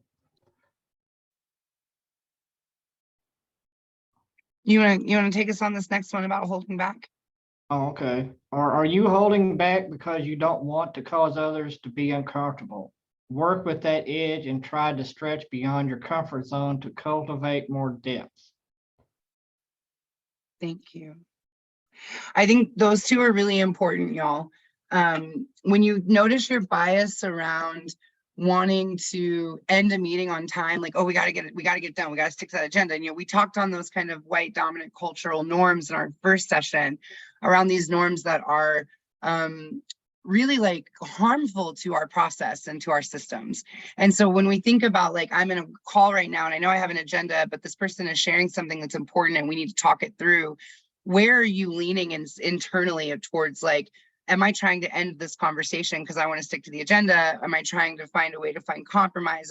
Or do I care more about like, let's have this conversation and the agenda doesn't matter, right? So being aware of how you lean in that direction. And then the piece around holding back because you don't want others to be uncomfortable. Listen, people are going to be uncomfortable, and people in power sometimes need to be uncomfortable, and that's okay, right? Like it's not especially given your proximity, your own like proximity to privilege or marginalization. Again, we talked about that last time. If you have a higher proximity to privilege or power, then it's doubly more okay for you to make someone who has more power than you uncomfortable, because you are less likely to face retribution for that. That is just a reality of how privilege works. It's like not your fault. You didn't do anything wrong. And because we know it exists, there is a way to leverage that, right? To move our work forward, and to move what we're move the needle, I guess that's a term people like to use. So really thinking through like, what's making you not want to cause other people to be uncomfortable, and can we lean into that growing edge, right? So People's Institute for Survival and Beyond talks about the growing edge, which is that place where change happens and it really is uncomfortable and sometimes it's painful, and really wanting you to lean into that so that you can get further into your work. I would love it if somebody would please come off mute and read this next one around encouraging people. Or I'm gonna just screw us over. There we go. Because would somebody be down to come off mute and read? I can. Thank you. Encourage people to speak from their subjective experience and use I language. A response coming from the individual's interior is more likely to reveal data that is more immediate, intimate, and authentic than a superficial chat about the objective, observable facts. Yes, thank you. So most of us are familiar, right, with I language. Craig, I saw you come up. You wanna share, boo? I was just going to be ready to read the next one. Hey, good for you. Well, come on with it then. Okay, praise people for sharing in the moment. Affirm authentic responses and acknowledge when someone might be sharing something difficult or hard to hear. That's a huge one, right? And it's not praise like virtue signaling. It's not about like, oh, because one of the things I get sick of hearing when I go into spaces and people know I'm a person with lived experience is like, oh, thank you so much for sharing your story. And I'm just like, really, dude? Like, but what did you get out of the story? So praise doesn't necessarily mean like saying thank you, but it means like reflecting back to the person what you heard them say, and reflecting back to the person that you recognize that, excuse me, that you recognize that like what they just did was a big step and was a hard thing to do. And like, it's not about being like, thank you so much and fawning. It's about just being real and being like, damn, that was hard for you. Like, thank you for like being, yes, active and compassionate listening. Exactly, Tanya. So yeah, that's a big one. And I think one that we sometimes fumble on because we think that it's like, oh, say thank you to somebody for what they've done, rather than recognizing it as like a place for us to reflect back to that person the value that they're bringing to the space, right? Because that's where it feels more seen and validated, right? John, did you want to take us on this next one on support differences? Support differences to emerge and amplify or reinforce the diversity in the room, as opposed to habitual reductive moves to find sameness.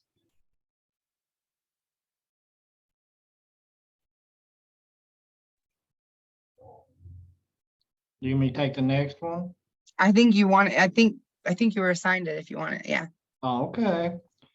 Stay present to, attune to, and accept what is arising in the moment, so that when tensions surface, you're able to stay relaxed and welcome all voices, especially those that are marginalized and the people with lived experience in the space. Mindfulness, mediative practices enhance our ability to stay present with whatever the group is presenting. Okay, so that mindfulness piece around practices enhancing our ability to stay present with whatever group is presenting, that might work for some people. Like straight up, mindfulness meditation might be like the jam. And if it's your jam, use it. If it is not your jam, like it is not my jam. It really just is about like how able you are to be paying attention to what's happening in the room and to the people in the room. And I think that one of the things often overlooked for people with lived experience is that that is like a talent and a skill that we have. I mean, it is definitely like one of the gifts that trauma gave us, right? That keeps on giving, but it is also a talent and a skill in a space, because I promise you, any person with lived experience right now in this room could tell you like different things that they're seeing about how my body language is, how John's body language is, how Tanya's body language is. Like they are attuned to that. They are aware of it. I promise you, every single one of us is, right? But it's not being there out of a space of survival, which is where it's rooted in for a lot of people with lived experience, but being present in that sense of like what's going on right now and having to keep in mind too, what is the bigger picture? So we're in one room right now, right? We're in this one meeting, we're having this meeting right now, but each one of you works for a different organization, probably has a boss somewhere or is the boss somewhere, has all these dynamics at play every single day in every single situation. Can feel really exhausting, right? To think about it in those terms. But when we're working together in spaces like this, it's important that we are aware of the different layers of like power dynamics in the room. What else is happening? I don't know if any of you are familiar with the Hamilton musical, but that track, I Want to Be in the Room Where It Happens. Like we know very often we're not in the rooms where it happened, right? Like we are in the rooms, like we're in a room that's supposed to be the room where it happens, but there's a room over there somewhere where somebody's running their mouth and they've got the power and they're the ones actually making decisions. And our job is to carry that decision out. It's important for us to be aware of all of those factors when we're navigating these spaces together, so that when shit pops off, because it's gonna, right? You're able to be like, okay, I see and understand where this is coming from. Let's take a breath. Let's take a moment. By the way, PS, we were supposed to do 3 deep breaths before we left and didn't. And so I hope you guys did at your break. And I apologize for that. That was my misstep. And now we're too deep in this to do it, but we'll find enough time to do it together before we leave. Yeah. So I'm going to do the next one. Stay curious with the intimacy of what is in the moment, even if that feels awkward, difficult, or uncomfortable, right? Be curious. Like that is the biggest lesson that I've had to learn as a person who came into this field with lived experience. I came in as like a young person who'd been on the street. I had a whole, like, y'all, when I got my first job, the chip on my shoulder was the size of the state of New York. Like I was looking at all these people around me going, y'all don't know nothing. You've never experienced homelessness. You think you have all these, I couldn't hear nobody. And one of the things that I have had to learn over the years, which literally was like 5 years ago today is when I started working in this field. One of the things I've had to learn is to enter with curiosity rather than assumption, right?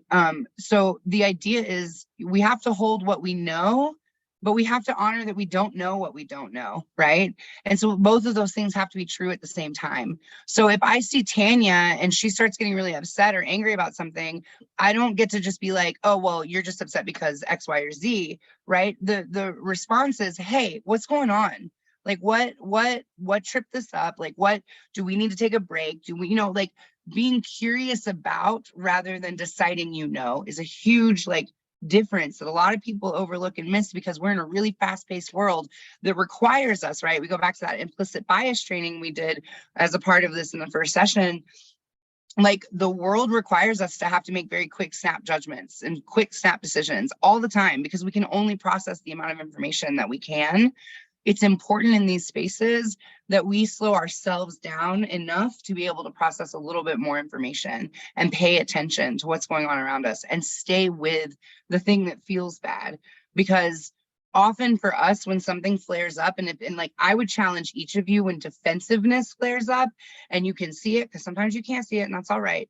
But I would challenge each of you that when you feel those moments of defensiveness, not in the moment, you can't in the moment because you're like, doing a job, but go sit with that and like really be like, why did that come up for me? Like what was getting like tripped up in me that I felt like I had to defend something rather than be able to hear what was being said to me, right?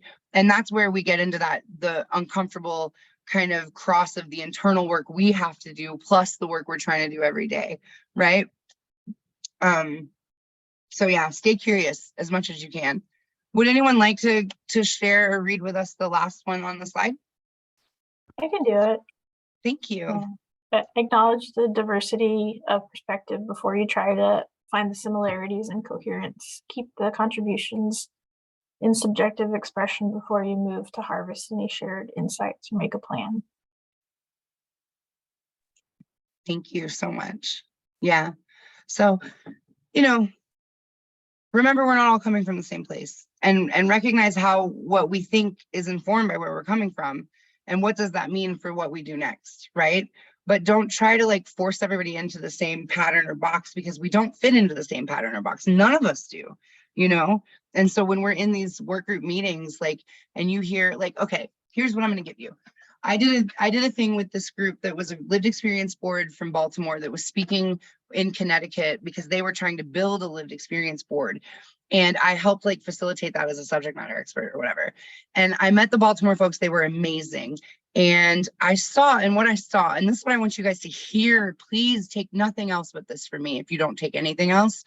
What I saw in that meeting was this awesome human being who was like the chair of their lived experience board was sharing about his experience in the shelters in Baltimore. And he was telling a story, right? And very often like folks with lived experience and folks outside of kind of dominant cultural norms do communicate through story, you know what I mean?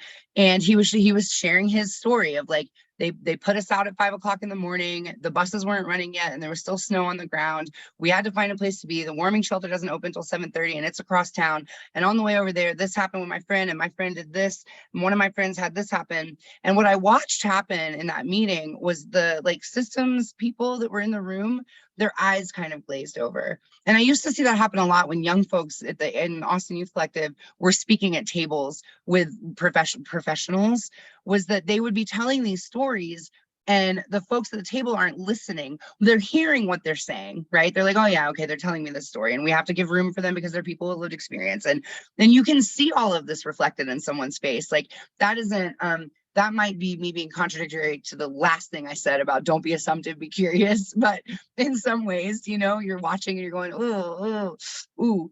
And what killed me about that situation in Connecticut was that what they were missing in that man's story was that he was highlighting systems failures and systems gaps. He was highlighting them. 5 a.m. is too early to put somebody out of a shelter in the middle of a snowstorm when there are not buses running, right? So what are we doing to talk with the shelter system to see if we can extend that like cutoff time to being at least aligned with the buses starting to run so people can get across town and get to where they need to be, right? When he's talking about the warming shelter being across town, and they're like, he in that story was highlighting for them systems gaps and was like sharing with them, like, this is my personal experience of those gaps. But people were only hearing the story. They weren't listening for what are the pieces here that align and like link into the work that I'm doing every day. Because if they had been listening in that way, they would have heard that story and their eyes would not have glazed over. They would not have been like, we just have to let the person with lived experience talk. They would have been like, dang, what else can we learn from him? Like, what questions can we ask to get more information, right?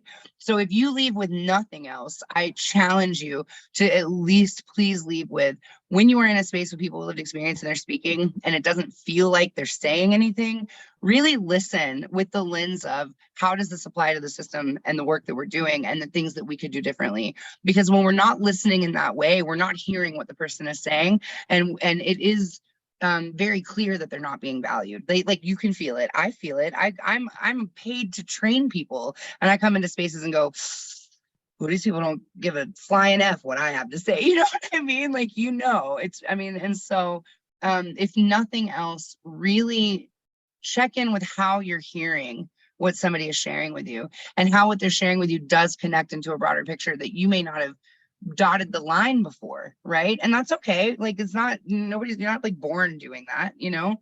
Yeah. Yes. So working with allies and naysayers, right?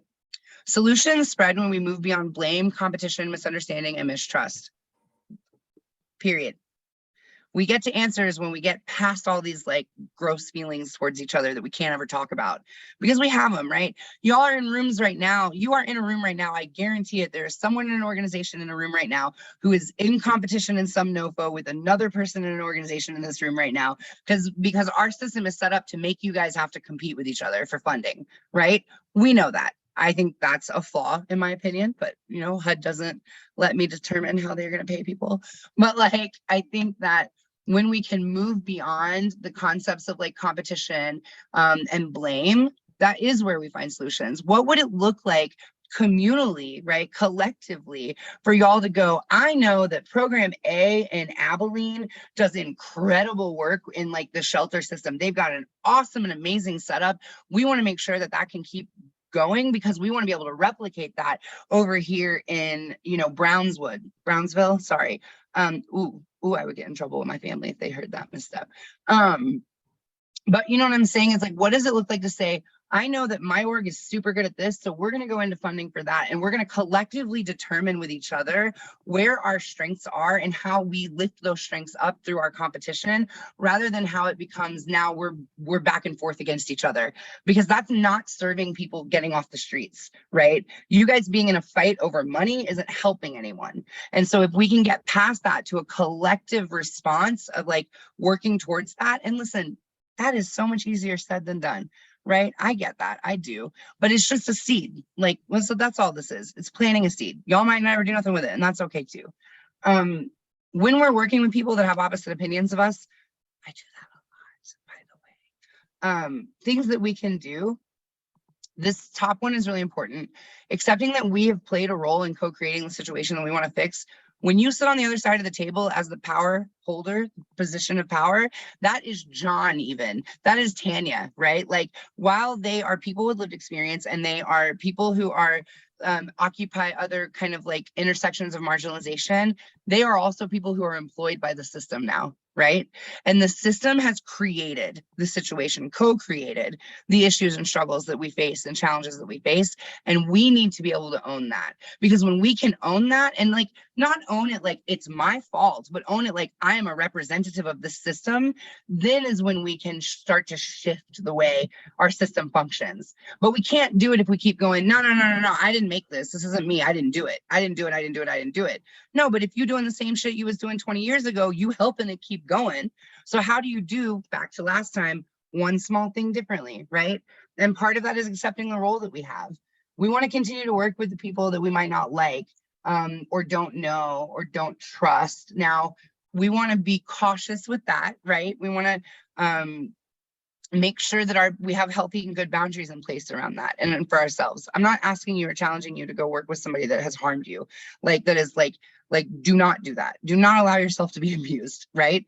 But if you and like, I'm gonna use the two names on my screen, if Margaret and Sydney got into like a little fight one day and now they got to go to this meeting and they were like bickering over like who used the copy ink, right? And like whatever, and now you have to be in this meeting to work towards a solution to some bigger issue that don't have anything to do with your copy ink. You want to try to be able to like put that copy ink problem away for a minute, right? And continue to do the work that you need to do. The thing about organizing is, when you're doing any type of organizing, you will never agree 100% with everybody else in the room. What you can agree on is that you are here for the same end. We are here to see the same outcome, which is an end of homelessness. We don't have to figure out how to work together if we don't always agree on how to get there, right? We got to find ways to compromise. We want to also recognize that thinking, reflecting, listening, and talking are as essential as action. This is a really hard one for our culture of urgency, but it's true. The time that we're spending today, right now, the time you spent doing those breakout rooms, the time that we have been spending, this work is essential. And for you as an individual, this may never, you may leave from here and be like, I can't believe I had to sit through 8 hours of this woman talking at me. And that might be real, and that's okay. But I promise you, there are going to be people who walk out of this space having heard a thing they've never heard before, having experienced something that they didn't even know was possible. And now they're going to want to start trying to do that, right? And they could have only done that through the building of this relationship over the course of time. And so we have to honor that action is important. But if we don't spend time thinking, reflecting, listening, and talking, then we run the risk of pushing action forward that is harmful because we weren't paying attention, because we were in such a hurry to get the action done that the intentionality got erased, right? So our key here is the balance between those two things. Not that one is more important than the other, but that they are equally important in the space. And finally, you need to be willing to speak up and rise above. If somebody is doing something outright racist in front of your face, call them out. You know what I'm saying? That's okay.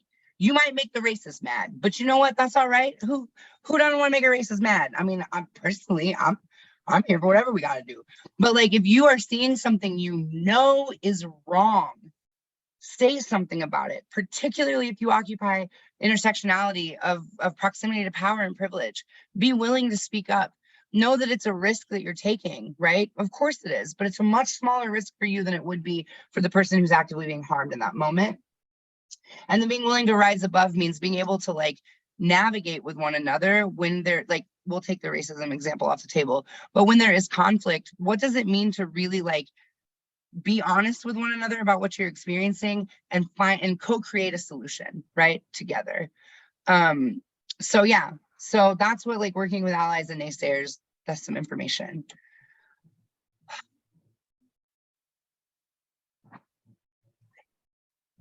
Balancing inclusion and depth in meetings, right? This, we already talked about this a little bit on a couple of slides, but that's how important it is. We got to keep bringing it home, right? We have to be sensitive to the alignment of the group and the like shared meaning and understanding and the time and the efficiency of the meeting that we have. Like we have to be kind of equally sensitive to all three of these things. And that's why earlier there was the thing that John shared about checking in with your bias of like, are you biased more towards depth or more towards efficiency? So I'll just read off the thing. Sometimes we might reason that inclusion is more valuable, resulting in a trade-off between time and depth. So it's like, I benefit from hearing as many voices as possible. It hinders my capacity to facilitate deeper conversation in the group. There are time constraints and I feel pressured to move through a full agenda. If I open the conversation for more raw, honest input, it's going to require more time and effort. And losing our sense of control makes us sway to make a familiar compromise. We're going to keep the facilitation safe and the conversation superficial. We have to go into these spaces knowing that all of our work is flexible. Like Kaylin brought up as her question, what happens if I'm a direct person? Yes, yeah, Craig, add more time for discussion. Yeah, you can. Very few people really want to do that though, let me tell you. I'm a person that like, if you have a meeting with me, you probably need to discuss. If you wanted it to be a half hour, it's gonna be 45 minutes at least, right? Like, because I got a lot that comes out and I want to share it and it's important to me to get it out.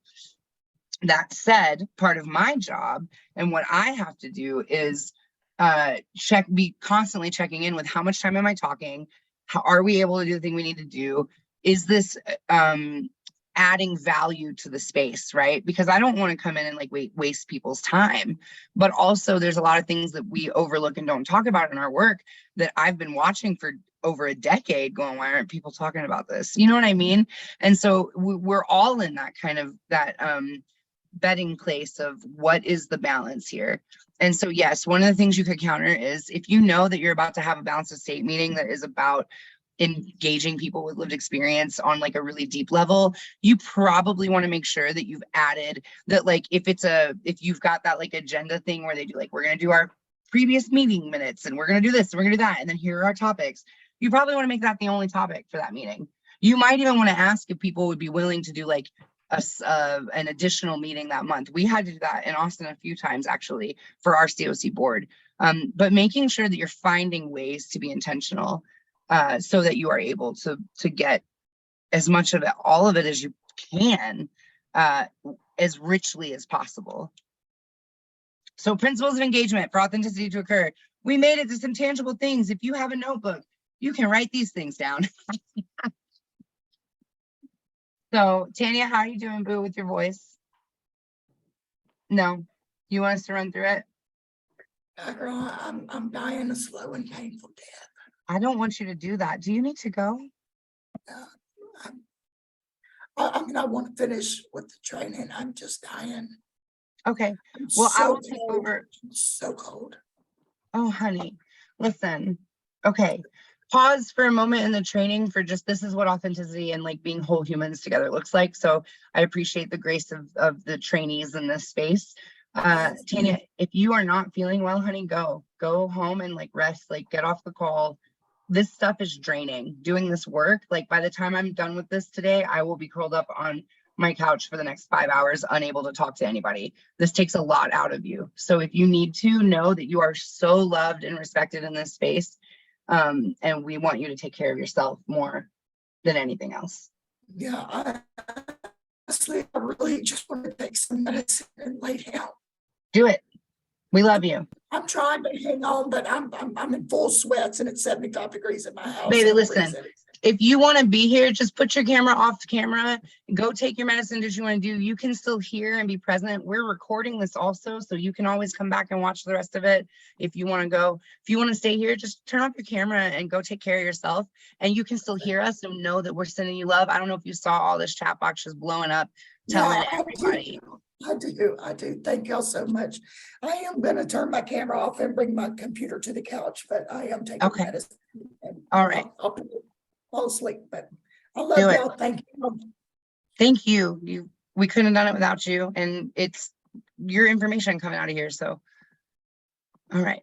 Thank you all for allowing that pause. And Tanya for being solid about me doing that publicly. I did check ahead of time if that would be okay before, just so everybody knows. Cool. Well, John, it's me and you then, boo.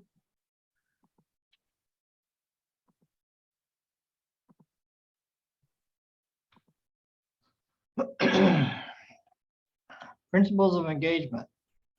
Expect tension. Partnership in a change process will sometimes result in tension. Partners will challenge and hold each other accountable for staying true to principles for engagement and to shared goals to improve the opportunity for health.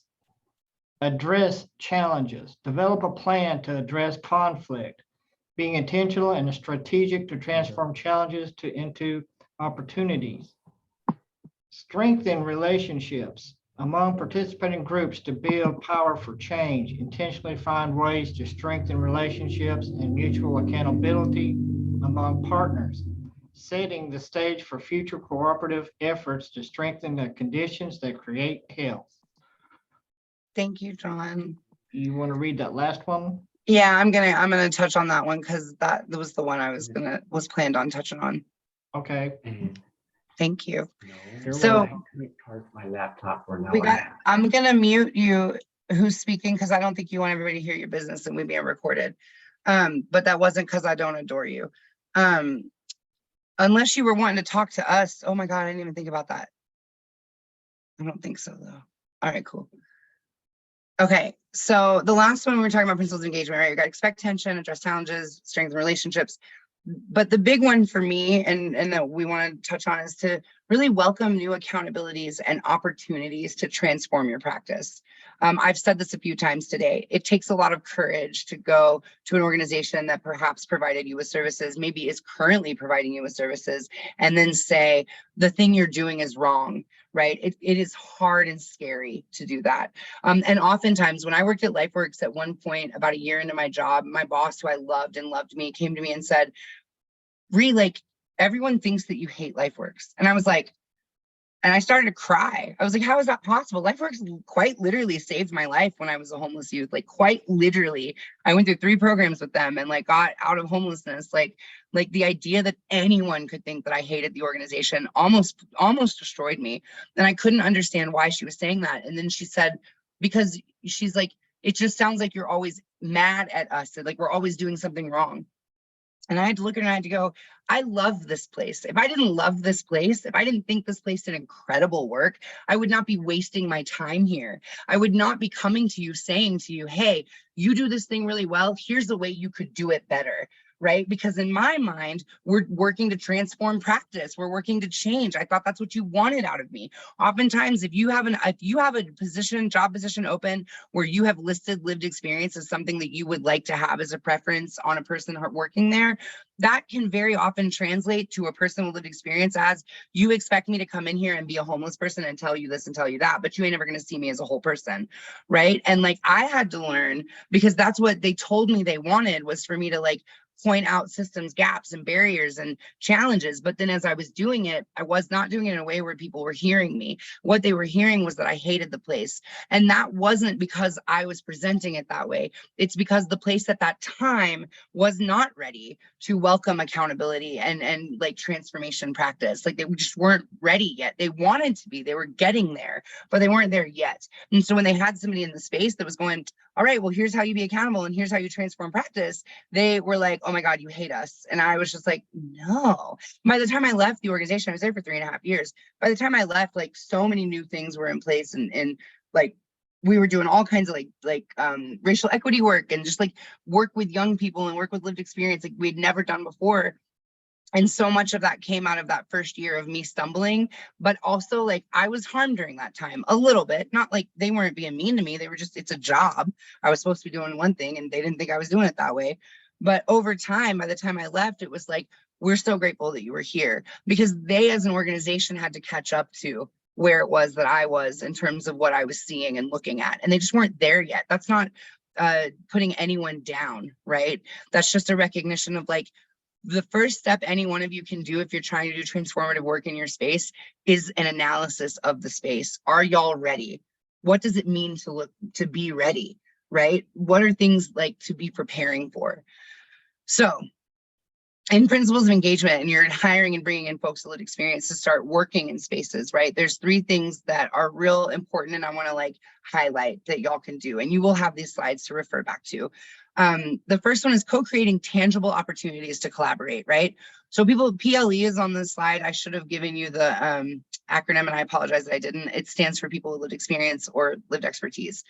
PLE should be doing work related to their experience that may be challenging, that is recognized by the organization as valuable, and that fills the entire work time needed. If you're hiring somebody with lived experience, do not tokenize them, right? Bring them in to do the actual work and co-create that alongside one another. But again, we got to be careful with that co-creation. Do not present somebody with a situation where it's up to them to determine what they're supposed to do, and then when they don't do the thing right, they're punished for it. That happens all the time, particularly with lived ex boards. That happens a lot, where a lived ex board is told, we just love everything you have to say and we want to hear from you, and so you tell us what we need to do and then we're going to do it. Then the lived ex board spends a whole bunch of time like creating a thing that goes to the like COC board or whatever, and that board says, oh, actually we can't do this, this, or this because we have these policies. But no one was ever transparent about what those policies were in the first place, right? So we need to be real clear on what our expectations are and on what our limitations are, and where do we have room to push a little bit, and where do we have room to try. You'll hear me say in YHTP all the time, rules are just telling you what you cannot do. That's all policy is, right? A rule is just telling you that you can't do X, Y, and Z. There are 23 other letters in the alphabet. What else could you be trying, right? What else could you be attempting to do to see if it works? And then maybe you stumble on a policy that violated, but you didn't know. No one knew. Now you know, and you've learned, and now you have a new parameter, right? But really working to co-create these opportunities to give folks a voice and like what it is they're doing, and to give fair and honest like expectation setting in the meantime. Context matters. Always provide context. If you are inviting a person with lived experience into space like a COC subcommittee, let's say, and they're in a committee meeting, before they come in, and if you're the one inviting them, you need to provide them with like the most recent set of notes, any documentation, any websites, resources that can help provide like information about what they're walking into. But a step beyond that is, don't just send me an email that says here that like, I'm on a board right now where I get emails for that board probably 8 times a week or something. I don't know, a day. I'm being hyperbolic. Half the time though, I don't really know what it is that I'm looking at. And like if I'm curious, I'll reach out to one of my fellow board members and go, hey, like, why am I looking at this? And they'll give me a rundown. That'll be great. I'm on a board, so we're like in equal footing in that space, right? Technically. I would say though, if you're inviting someone for the first time, like check in, like send the email that has the information, and then do a follow-up the next day of just like, hey, did you get a chance to look at that email? How did it feel? How did it sit with you?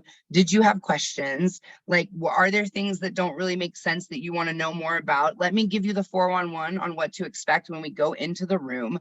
Like, do some like coaching and hanging out, like, and that's not like paternalistic, right? That's just like what you would do for anybody walking into a new space. And yeah, sometimes policies can change, right? And so maybe you've got this, yeah, sorry, that was probably in reference to something a while back, but it does make sense and fits here. Thanks, Margaret.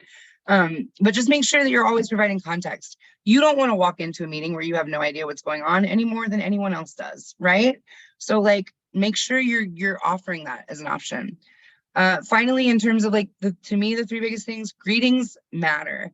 When we are engaging in these spaces, how we introduce ourselves and how we are introduced impacts how we are perceived and treated, right? Period. Dot. When I walk into a space, I should be allowed the right to say that I have lived experience. That should not be taken from me by anyone. Like if Jim wants to take me to a new space and say, Rhie, I want you to come do this thing, he does not have the right to disclose my experience. Now, for me, my experience is disclosed on my website. I'm a business person. I'm a consultant. So part of my identity piece is that I'm a person who brings a perspective of lived experience. Da, da, da, da. That's a choice that I made, right? When we're doing things like hiring practices, we're hiring new people. When you put on that job description that you want somebody with lived experience, you are already setting them up to be at a power imbalance in any space that they walk into, because everyone knows that that was one of the requirements for the job, right? You are already saying like you do not get the opportunity to decide who and how you want to identify as. So it's really important that you allow, if you're not in such a setting where that has been the case, that you allow people the right to choose how they want to introduce themselves. And it's also really important, if you're bringing somebody into a new space, that you are welcoming them, being warm, introducing them to different people. Because I'll tell you, the worst thing in the world is to walk into a meeting where everybody's talking about the weekend play dates they have with their puppies and their babies over here, and they all know each other, but I don't know nobody. And I'm just standing here like, dang. And then I'm expected to be on this agenda, but I don't know none of these people. Like, that feels gross, right? It feels like I don't want to be there. They don't care if I'm there or not. So like, be mindful of these things, right? And it is kind of almost that, how do you want to have that experience, right? And asking them how they want to.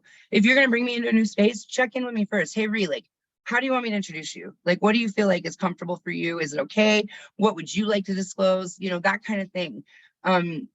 Yeah, just like, remember though that like the way we're introduced matters. I'm a federal TA. I've had issues in a couple of communities where I was introduced as a person with lived experience first as a TA, like this is your PLE coach basically.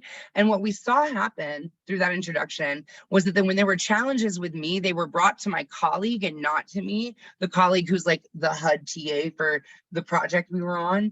We were both the HUD TA for that project. We were a team on that project. We were equals on that project.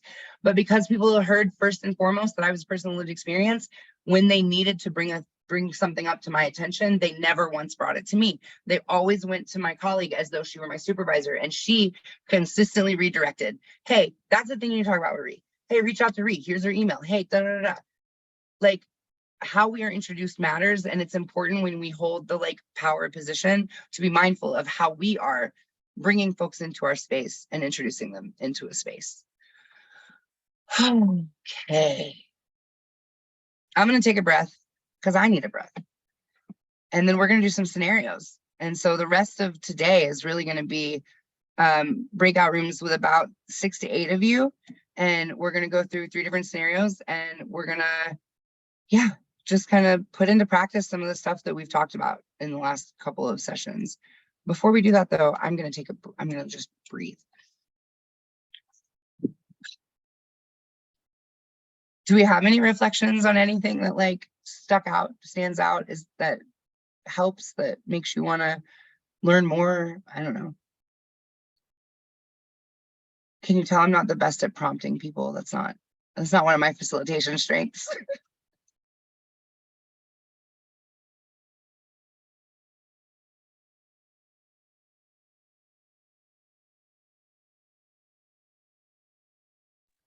So this is kind of a little off topic, but I was telling Tammy, I also do, I have a history with theater, and I'm the artistic director of a community theater here.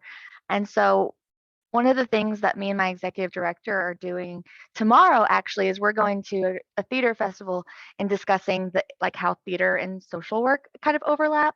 And I was going to say, I like that video about compassionate listening, and then that exercise we did after. I went to him during our break and I told him about it, and because that's such an important part of both aspects, and so it's something we both loved, and we're gonna use it tomorrow. I just wanted to share that.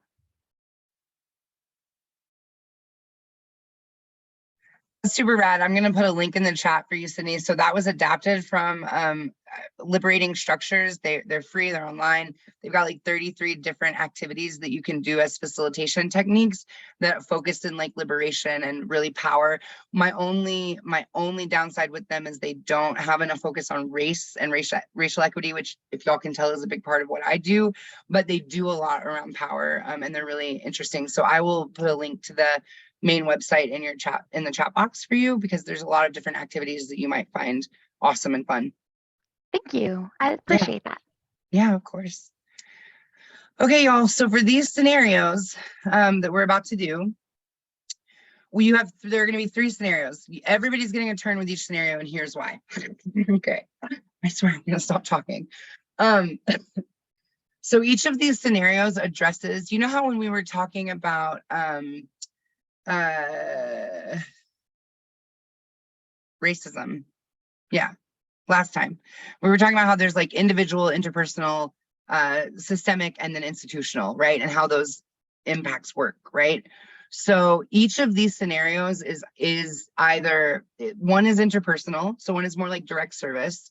One is systemic, so it's like a person working organizationally, like as in an org, and then one is institutional, and it's dealing with with your board and how a board would handle, like a COC board would handle LivX stuff.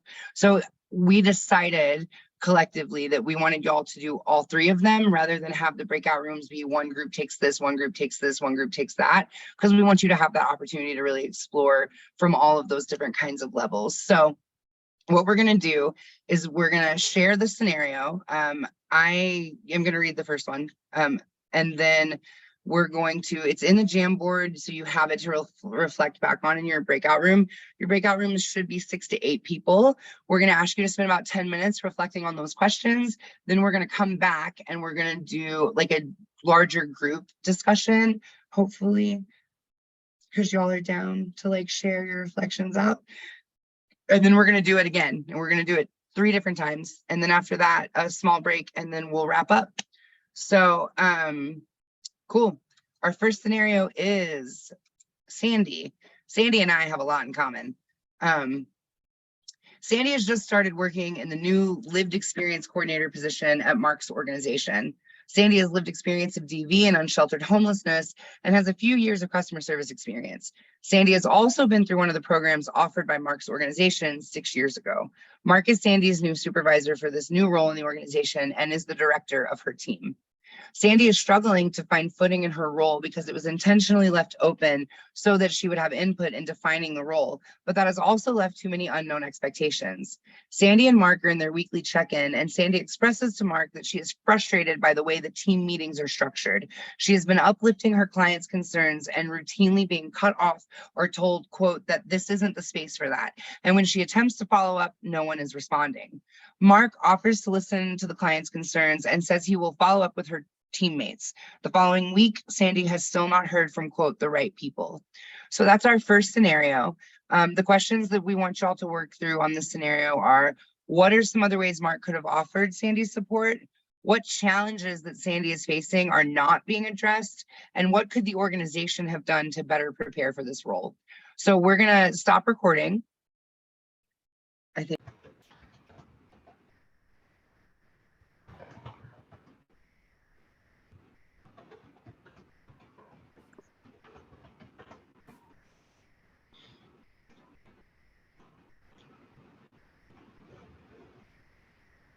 Honestly, Craig, for the next one, I think you could just resume recording after the 60 seconds is up. Gotcha.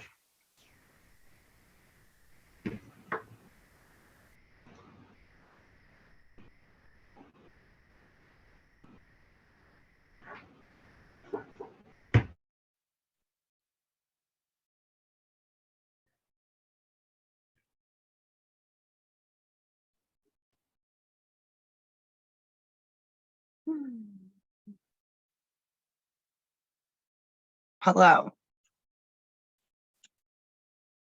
Welcome back.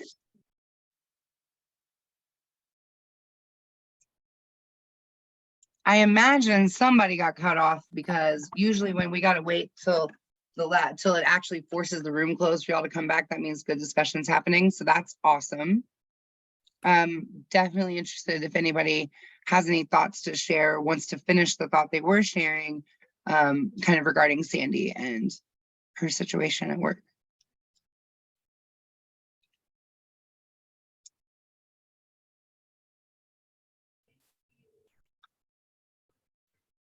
I'll talk.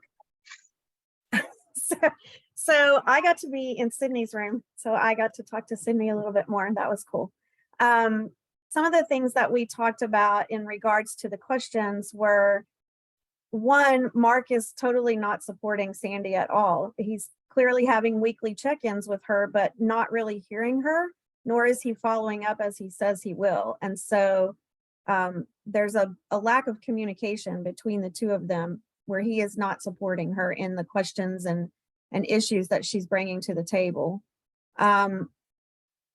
We also talked about the organization and leaving this position open per se. It felt to me, and this was my personal opinion, it felt to me as though the organization itself was clearly just looking for someone with lived experience to say they had that person on staff. Just like they, we're not supposed to be saying, oh, well, that's the only reason you're here. That shouldn't be the reason that they're there. Yes, that is part of her experience that she brings to the job, but that shouldn't be why she was hired. Her education and her expertise and her knowledge are all part of that package. And so it is doing her a great disservice to make her the token lived experience person on staff. And as a challenge to that, which we kind of jumped over from 1 to 3, but the challenges that Sandy's facing by not being addressed is she's left to wonder, what is it I'm supposed to do here? I'm not being heard in the meetings. I'm told that I'm supposed to express my concerns or ideas in other avenues, but yet when I do, I don't see any results. So I'm kind of going around in circles, not knowing what I do every day. What in the heck did you bring me here for, other than to have somebody in the organization high up tell other organizations, oh, look at the person that we have on staff, without really giving them any voice. Sydney did have a really good option, or a thought about how the organization could have done a better job to prepare for the role. Obviously, they are probably not the only people in the world, as we know from today, who have people on staff that have lived experience. So prior to hiring somebody, it would have been nice for them to go to other organizations that are doing similar work and ask them, what sort of things can this person bring to the table? What sort of knowledge and experience should we be looking for? And not even necessarily have that as a requirement for the job, because I think that anyone who is coming from that to an organization that works with this clientele is going to tell you probably in the interview process what they can bring to that job. It should not be on the job description. I love that. Thank you so much. Yeah, I echo Sydney. Great spokeswoman. Thank you, Christina, so much. I love everything that y'all had to say. I would love to hear from room 2 or 3 if y'all had any other similar reflections, or maybe you think totally differently about how it was approached. We would love to hear from y'all. We've got a couple more minutes before we do our next scenario. I just, no, go ahead. No, go ahead. I didn't even look to see what like group number I was in, but I just wanted to we'll just share my thought about question 3, because with our group we weren't able to get to that question. And really I think just to give a slightly different perspective of even giving the organization the benefit of the doubt that maybe they left it open because they were trying to be to leave space to have Sandy help to inform the role. They could have prepared more by really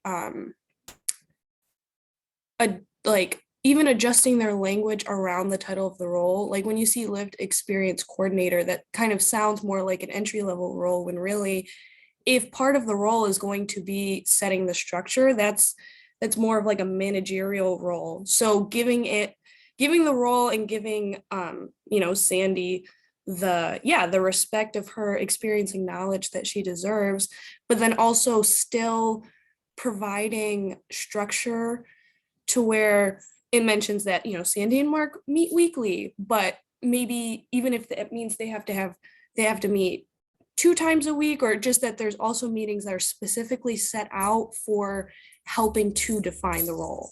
So even if it's creating like a job description.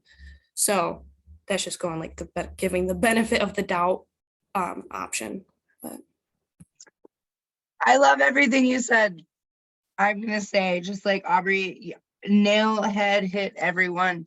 That's legitimate too. Like, and it's not just about the title, it's also about the compensation, right? There's a position open in an organization where they're hiring for someone to be like a director level position, but the pay is not commiserate with any other director level at that organization. And like, it's like, well, what is the story that you're telling then about, like, is this a title out of like, does it have any meaning, right? Or is it just another like token? And I think those are the kinds of things we have to think about too. When y'all start hiring folks with lived experience, I'm going to tell you something. I want you to hear me say this. When I don't have a degree, right? I'm 21 credit hours away from a degree. When I think about my expertise, because I am an expert, understand that what I know well. I don't know better than, I don't know best, but I know very well the things that I know. And I am an expert in the things that I am an expert in. The cost of my expertise was not a degree. It was my humanity. It cost me my humanity. The cost of my expertise, the cost of the expertise to walk through these systems and know what they are from the inside, that's what it costs.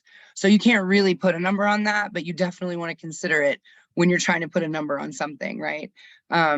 Because it isn't the same as a 4-year degree. And by the way, 21 credit hours away means I still have $50,000 worth of student debt. PS, right? Like, but just understand, right? The way we value these positions, it tells the person before they walk in the door how you value the position as an organization. All right, we're going to go to our next scenario. John, I'm going to invite you to share with us a little bit about Eddie. Eddie is a older gentleman who is in a meeting with his case manager, Mara. Mara tells Eddie that he has been written up twice now for missing curfew at the shelter, and if it happens one more time, he will lose his placement at the shelter. Eddie is frustrated and angry because he doesn't think he is doing anything wrong and doesn't understand why he has to be there for the curfew. The questions are, what questions could Mara ask to collaborate with Eddie on solutions to missing curfew? What are some considerations that Mara could have when approaching this conversation with Eddie to create a space where they are solving this problem together? What are some supports Mara needs from her organization to help Eddie? Thank you so much, John. Craig, we're going to go back into breakout rooms. I don't know how you want to navigate that, but we can definitely pause.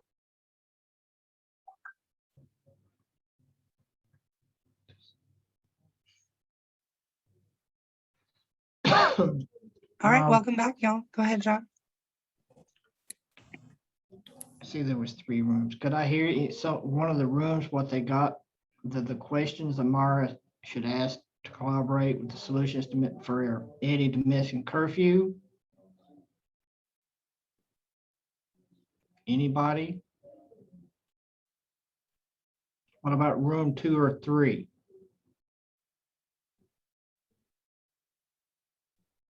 I don't remember what room I was in, but I think one of my immediate thoughts in this scenario was that it would be really helpful for Mara to ask Eddie, like, is there something that is causing you to be late for curfew? Or is there something that, thanks, Rhie, is like, what's preventing you from being able to make curfew? Because that can really start to pinpoint like where supports can be provided.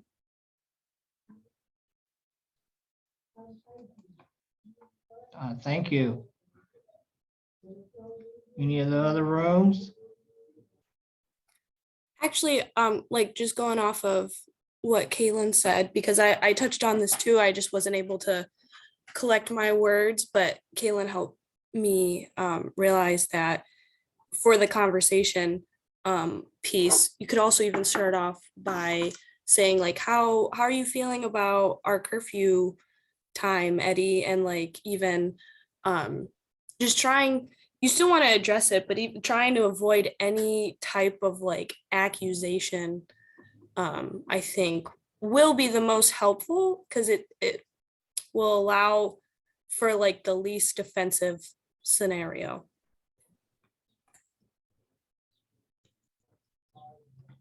Thank you for sharing. Is there anybody else, any other room from anybody?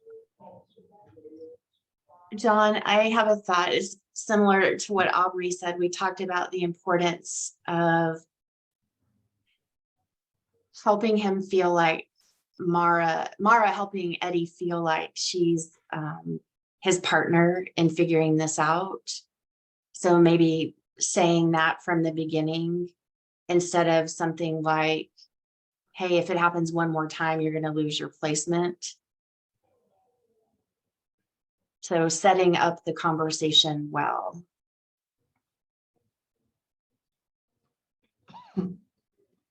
And he could have had some health issues that prevented him from making it at that time. There could be a lot of barriers there for him.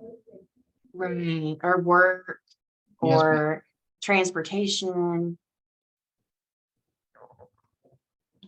Thank you, Craig. I just now see it in the chat.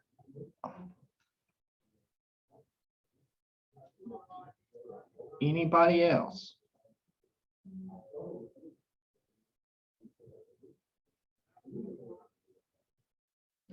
You want to take it back there, Ray, for the last one? Yeah, I mean, I'd love to hear if anybody had any other thoughts too around like considerations that Mara could have had when approaching the conversation to create a space where they were co-collaborating, right, to solve it together. And also maybe supports from her org. If anybody had any thoughts on that, I'd love, because it sounds like you guys were all almost kind of saying that that was the answer. So what could that look like, or what considerations could Mara have had when approaching this conversation? And I'm going to throw an example out there, right? Is Eddie hungry? Is he thirsty? Has he gone to the bathroom today? Has he been allowed to go to the bathroom today? Have we checked in like at the start of the conversation? Have we gone, hey man, how you doing? Like, I got a granola bar on my desk. Do you need to go to the bathroom? Like whatever you need, just to like, for Eddie to feel comfortable, right? Like, you know, when you're hungry or thirsty, sometimes that they call it, what is it, that halt? If you're getting irritated, they tell you to halt, hungry, angry, lonely, tired, right? Like we know hangry is like a joke in the world. It's a restaurant name where I live. So are we checking in to make sure that basic needs are met right now before we even broach the conversation? Because that's a really good starting point also, right? What are other things we could consider though? Like before we even have to do this? Oh, hierarchy of needs. Yes, Aubrey, come through. Sorry. Yeah, our group talked about if, for example, the shelter might have some flexibilities that Mara needs to know about. So she could perhaps offer those to Eddie. Oh, yeah. Anything from like, you know, if you're working, you're allowed to come in later, or here's bus passes to help you, because we also have bus passes. We didn't know you needed one, but here you go. Oh, I thought we said one more, but now I can't remember what it was. Flexibility was the one I remember the most. I love all of those. And I think really the key here is person first. Eddie, like, right, is like, are you okay? Have your needs been met? Let's start there before. And how do we do this as a team? You guys are on the same team. You are not antagonists, right? And how do you create that space? Were there any other thoughts on this? Like, I don't want to shut anybody down. Okay. Cool. Here's what we're going to do. I made an executive decision on it on behalf of everyone. We have one more scenario. I have one more small little section, and then we're done. After the next scenario, we had planned a break, but I think at this point, if we just like get through the next scenario and that last section, you'll probably get 10 to 15 minutes back to your life rather than taking a break. So as long as y'all are cool with that, I mean, I hope y'all are cool with that because that's what we're gonna do. So let's get into our next scenario, final scenario. So I hope you guys are seeing how like Eddie is our kind of interpersonal experience conversation, and how like Sandy is our more system like organization community one. So this last one is really more our institutional like approach, right? And so this is Jessica. Meet Jessica. Jessica is a member of the COC Lived Experience Council and has to present a recommendation to the COC board to add an additional LEC member to the board. This requires a governance restructure, and Ryan, a well-established member of the COC board, thinks it's just too much work. Jessica and the LEC offer to support an ad hoc committee in designing a restructure, but Ryan is pushing back and continually speaking over Jessica in the meeting. Jim sees this and calls Ryan in, asking to find some compromise. Ryan agrees to, quote, table the discussion until the following meeting. End of story. If we all haven't been in a meeting like this before, I don't know what to tell you. We have all been in this meeting. I have been in this meeting. You have been in this meeting. We've been there. So that's our scenario. What are some supports or resources that the Lived Experience Council could use from the COC board to prepare for presenting this recommendation? One question to consider. The other is, what are some ways other members of the COC could have intervened to create collaboration towards solution, right?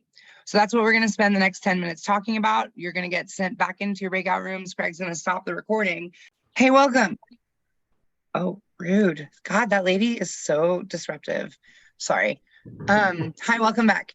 So we just talked about Jessica and Ryan, and I would love to hear what y'all's thoughts are around it. And honestly, like if you had other thoughts that weren't even these questions, because like I was reading this out to y'all going, dang, I had better questions I could have asked than these. But I just, was like, scenarios are kind of a new thing for me. So what are we thinking about Jessica and Ryan and the LEC and the COC and all the acronyms? Oh, come on. You guys. I'll jump in again. Thanks. I think kind of like both of these questions to me brought up that maybe some ground rules in this meeting space need to be set around like how we're going to show up and respect one another. I think that could really like provide the LEC some support in creating a space where they have the space to talk without being talked over, and that would also provide the other COC members the ability to hopefully feel more willing to step in if somebody is kind of like disregarding the ground rules and talking over people in that space without feeling or being quite as like, I don't know, like about it. I don't know words. It's hard. It's been a long day, but you get what I'm saying. Yeah. Thank you, Kaylin. That's a great idea. Yeah, those ground rules, like we were talking about earlier, could, gives people the opportunity to have something to fall back on. Hey, we all agreed on this. Maybe sometimes we don't want to call out Ryan because Ryan can be kind of a dick. And it's like, but hey, Ryan, when we came in the room, we said this is how it's going to be, and you aren't doing that, is very different, right? So that's a great example. Thank you, Kaylin. I realize that this is being recorded and I don't use the best language. So for future people, my bad. And to y'all in here, thank you for letting me be a whole human. What are some other things, right? Like that we see in this scenario, that we see it every day, right? Like how many of you have seen a scenario similar to this? Like, because I saw at least one hand go up.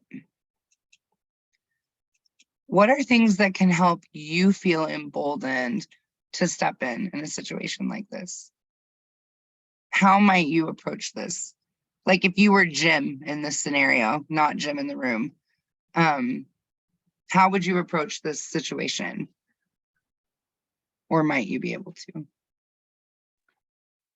One of the things that Mary and I talked about in our group is that Jim is kind of like Mark. He has an opportunity to take the lead. This is his group. These are his people, and he needs to make sure that, yeah, he sat down with Brian and was like, hey, you need to do this. But I mean, he's got to give Jessica that same chance, like to express how she's feeling, how Ryan made her feel, why this is so important to her and the group. Like Kaylin was saying, that brave space needs to be in place so that, and those rules so that Ryan and his bitch ass is not taking over.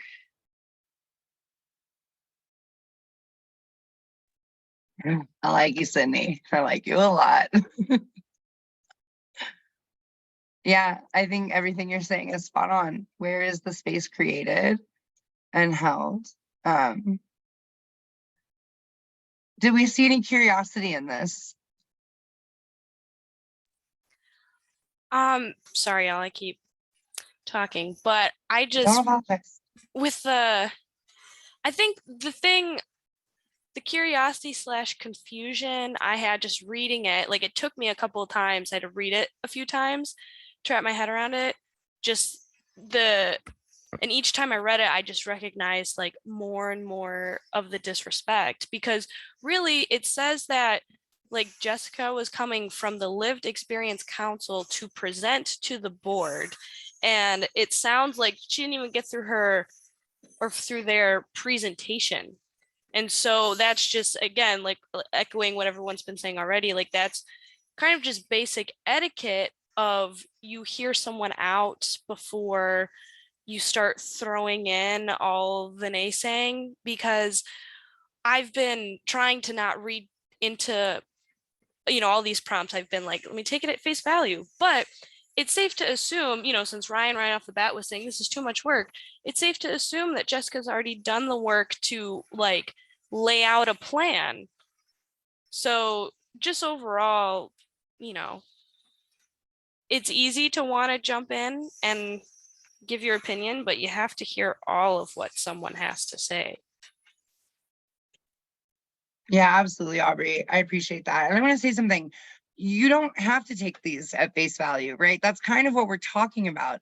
Kind of the whole point of this is that we too often take things at face value and we're overlooking, because we don't have that curiosity, we're overlooking those pieces. Like you make a really good point. Jessica's a member of the COC Lived Ex Council, presenting a recommendation to the board to add an additional LEC member to the board. Well, when you're presenting a recommendation to a board, you certainly have put that shit together and been having meetings about it and have done the work, right? Done that work.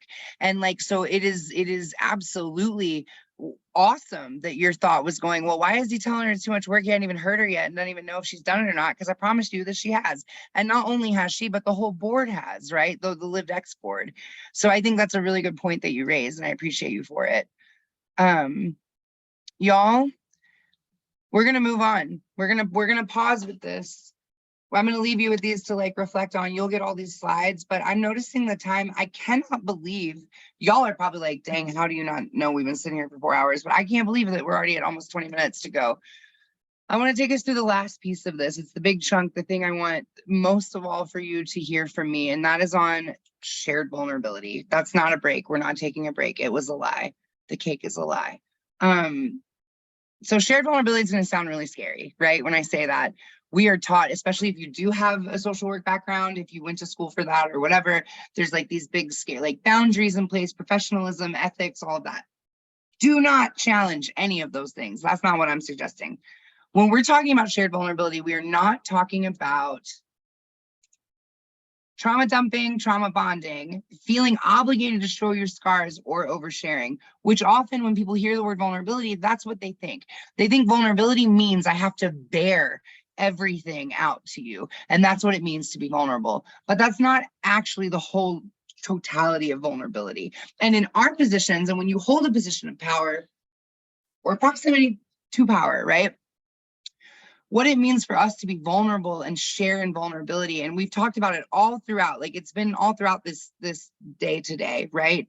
What we're talking about are these three things: transparency, accountability, and respect. Like, honestly, like literally you have sat here for 8 hours total, if you were in the first session, to come down to these pieces, because we have to drill down into this all the time. Like, we have to keep this at the forefront of our minds, right? So when we're talking about shared vulnerability doesn't mean that I go to Aubrey and I say, Aubrey, let me tell you about every horrible thing that's ever happened to me. Because first of all, Aubrey doesn't need to carry that. It's not her responsibility to carry that. It's her thing, responsibility to carry that. And second of all, like, it doesn't get us any closer to having a relationship, right? Oftentimes that trauma dumping and bonding can feel like, I'm relating to you. I know you've been through a horrible thing and I've been through that horrible thing too. So this is how we're going to relate to each other. But what that often does, especially for people who are in more vulnerable positions, is it creates a situation where they feel like responsible for making you feel better, right? Not okay. That is not what we're talking about here. What we're talking about is when Aubrey and I are working together, if I, like Kaylin brought up earlier, Kaylin's example was such a perfect example of this that I wish that it had come up during this section, right? When I, as a direct service worker, make a promise to a person that I'm working with that we're going to do X, Y, and Z, and then my program changes, shifts, does something, my organization decides they're going to change their policy, and like, what do? Well, like we talked about earlier, you are giving the whole picture from the beginning, right? Be transparent from the beginning. And as much as you are allowed, understandable, there are things we can't share, but there are things that we believe we can't share, or that professionalism or white dominant culture teaches us that we can't share. That's not actually true. You can fully explain to me what prioritization means as a person with lived experience. Like, if I'm coming to you to get help, you can fully tell me, okay, here's the deal. You did this thing, it gave you this number. That means that you're eligible for this type of programming, but not this type of programming. We are having a longer wait list over here, and we have these things. And so interventions in the meantime that you are eligible for, like, you can give me that information. Am I going to digest it and understand it in the very first day that we meet? No. You might have to give me that information a few times. That's okay. That's how people learn, right? You want to be honest as much as you can be, and you want to share limitations. Vulnerability means being able to show up as a whole person. Vulnerability means, and we get into this accountability, right, of owning mistakes, follow through, and course correction. So this is a big one. So I was recently going to apply for a job, interviewed for a job, where after watching how they did their interview process, realized like, oh, I don't want to work for this place unless they're willing to publicly acknowledge the missteps that they've made in this process, because they are showing people, like, other organizations look to them, right? And so I want to make sure that I'm working in an organization that is willing to go, hey, we didn't know what we didn't know, and what we've learned is this thing we did was not okay, and so here's how we're going to do it differently, and we're going to keep it open to everyone. Like, you will be able to follow the process of change for us, the process of course correction for us, and that can be really, really scary and hard to do. That's why it's called vulnerability, right? So if you're director level of an organization, think about the ways in which your organization has done things wrong, and the ways in which you can tell people about that and not feel shame about it, but recognize it as that idea that everybody's always talking about, we fail forward, or iteration.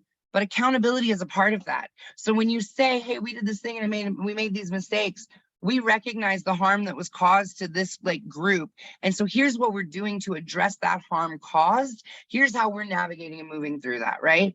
So if you're a case manager and you tell somebody something that's wrong, and they come back to you with an expectation, and you go, or like, whatever, you missed an appointment, right? You did something wrong, and they come back to you, and you have to say to them, hey, I made this mistake, right? This is what happened. I understand the impact that it's having. And in fact, I understand that I can't understand the impact that's having. You, if you're upset, whatever, like, hold the space for the person to feel however they're going to feel, and then say, this is what I would like to do to make this better. I want to, like, invite you in to be a part of that if you want. Not everybody's going to want to, right?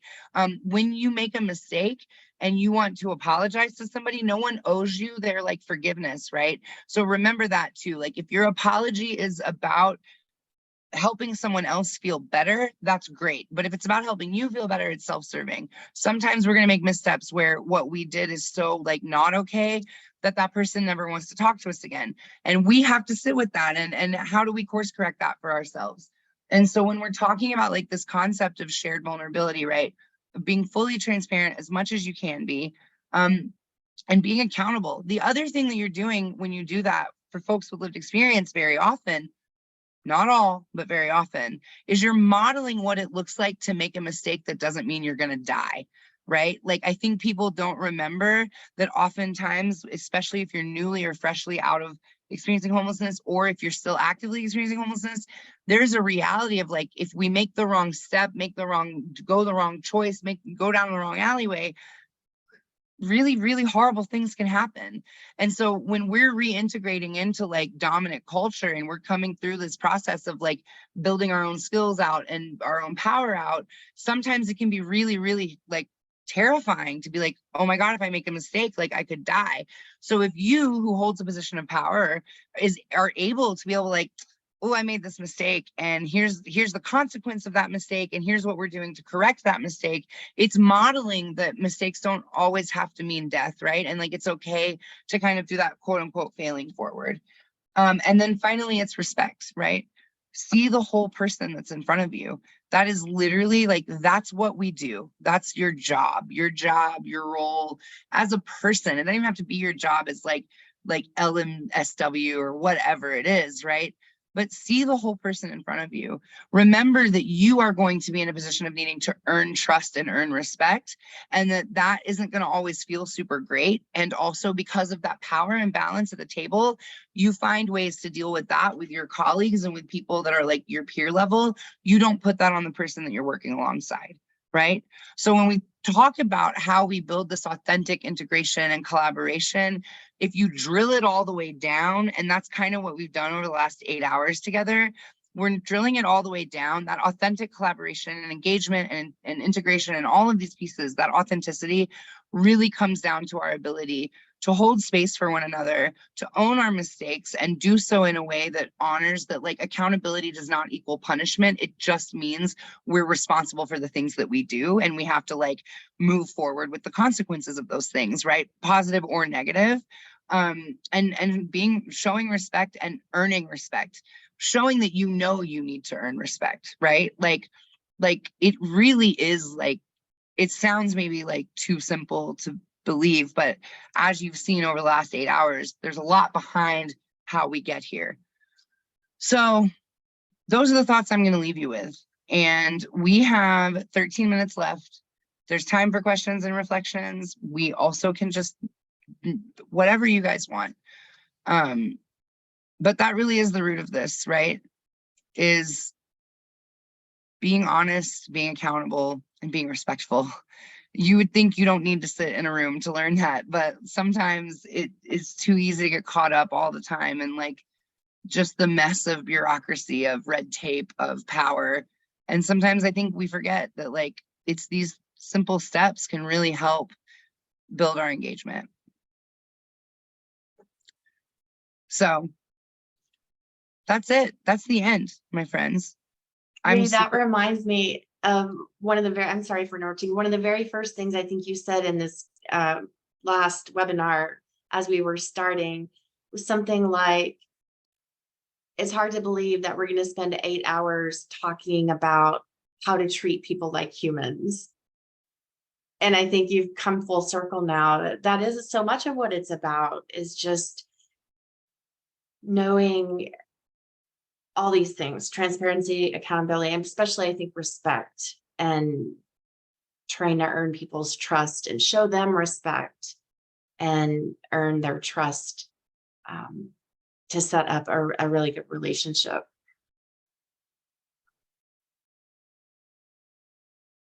I really appreciate that. You are probably referencing the joke I used to tell my friends when I first started doing these trainings at my organization, because it just felt like, I feel like I'm teaching people how to treat people like they are people. But I think that is what it comes down to. And it's so multi-layered. So for those of you who are still here, I deeply appreciate you sticking it out over 8 hours. We've asked you to do a lot of digging, of self-reflection, of just like sitting in some discomfort and kind of like, why? And I think at the end of the day, the why is because we work with people, we work with human beings, we work with whole human beings who so often walk through the world, experiencing the world as lesser than because the world treats them that way. And you every single day in front of every single client or colleague or person that you walk alongside have an opportunity to show that person that they're whole, to hold space for the wholeness of who they are. Every day you get that opportunity, right? So yeah, I really do appreciate y'all's time and your reflection. Thank you, Mary.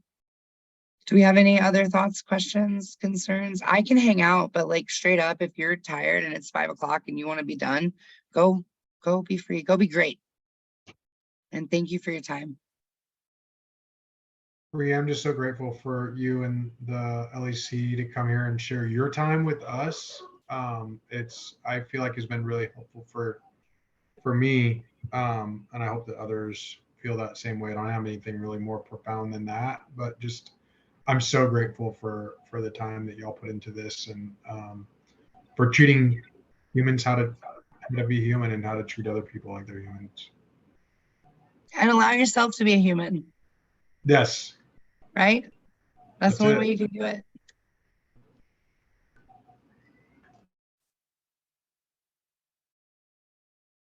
Oh, yes, Sydney, I got you. Thank you for reminding me.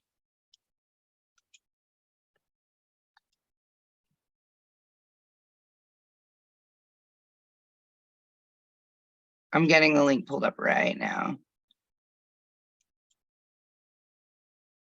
So this is a bunch of facilitation techniques. You can stop recording, Craig. Let's stop recording. Cheers. Thanks.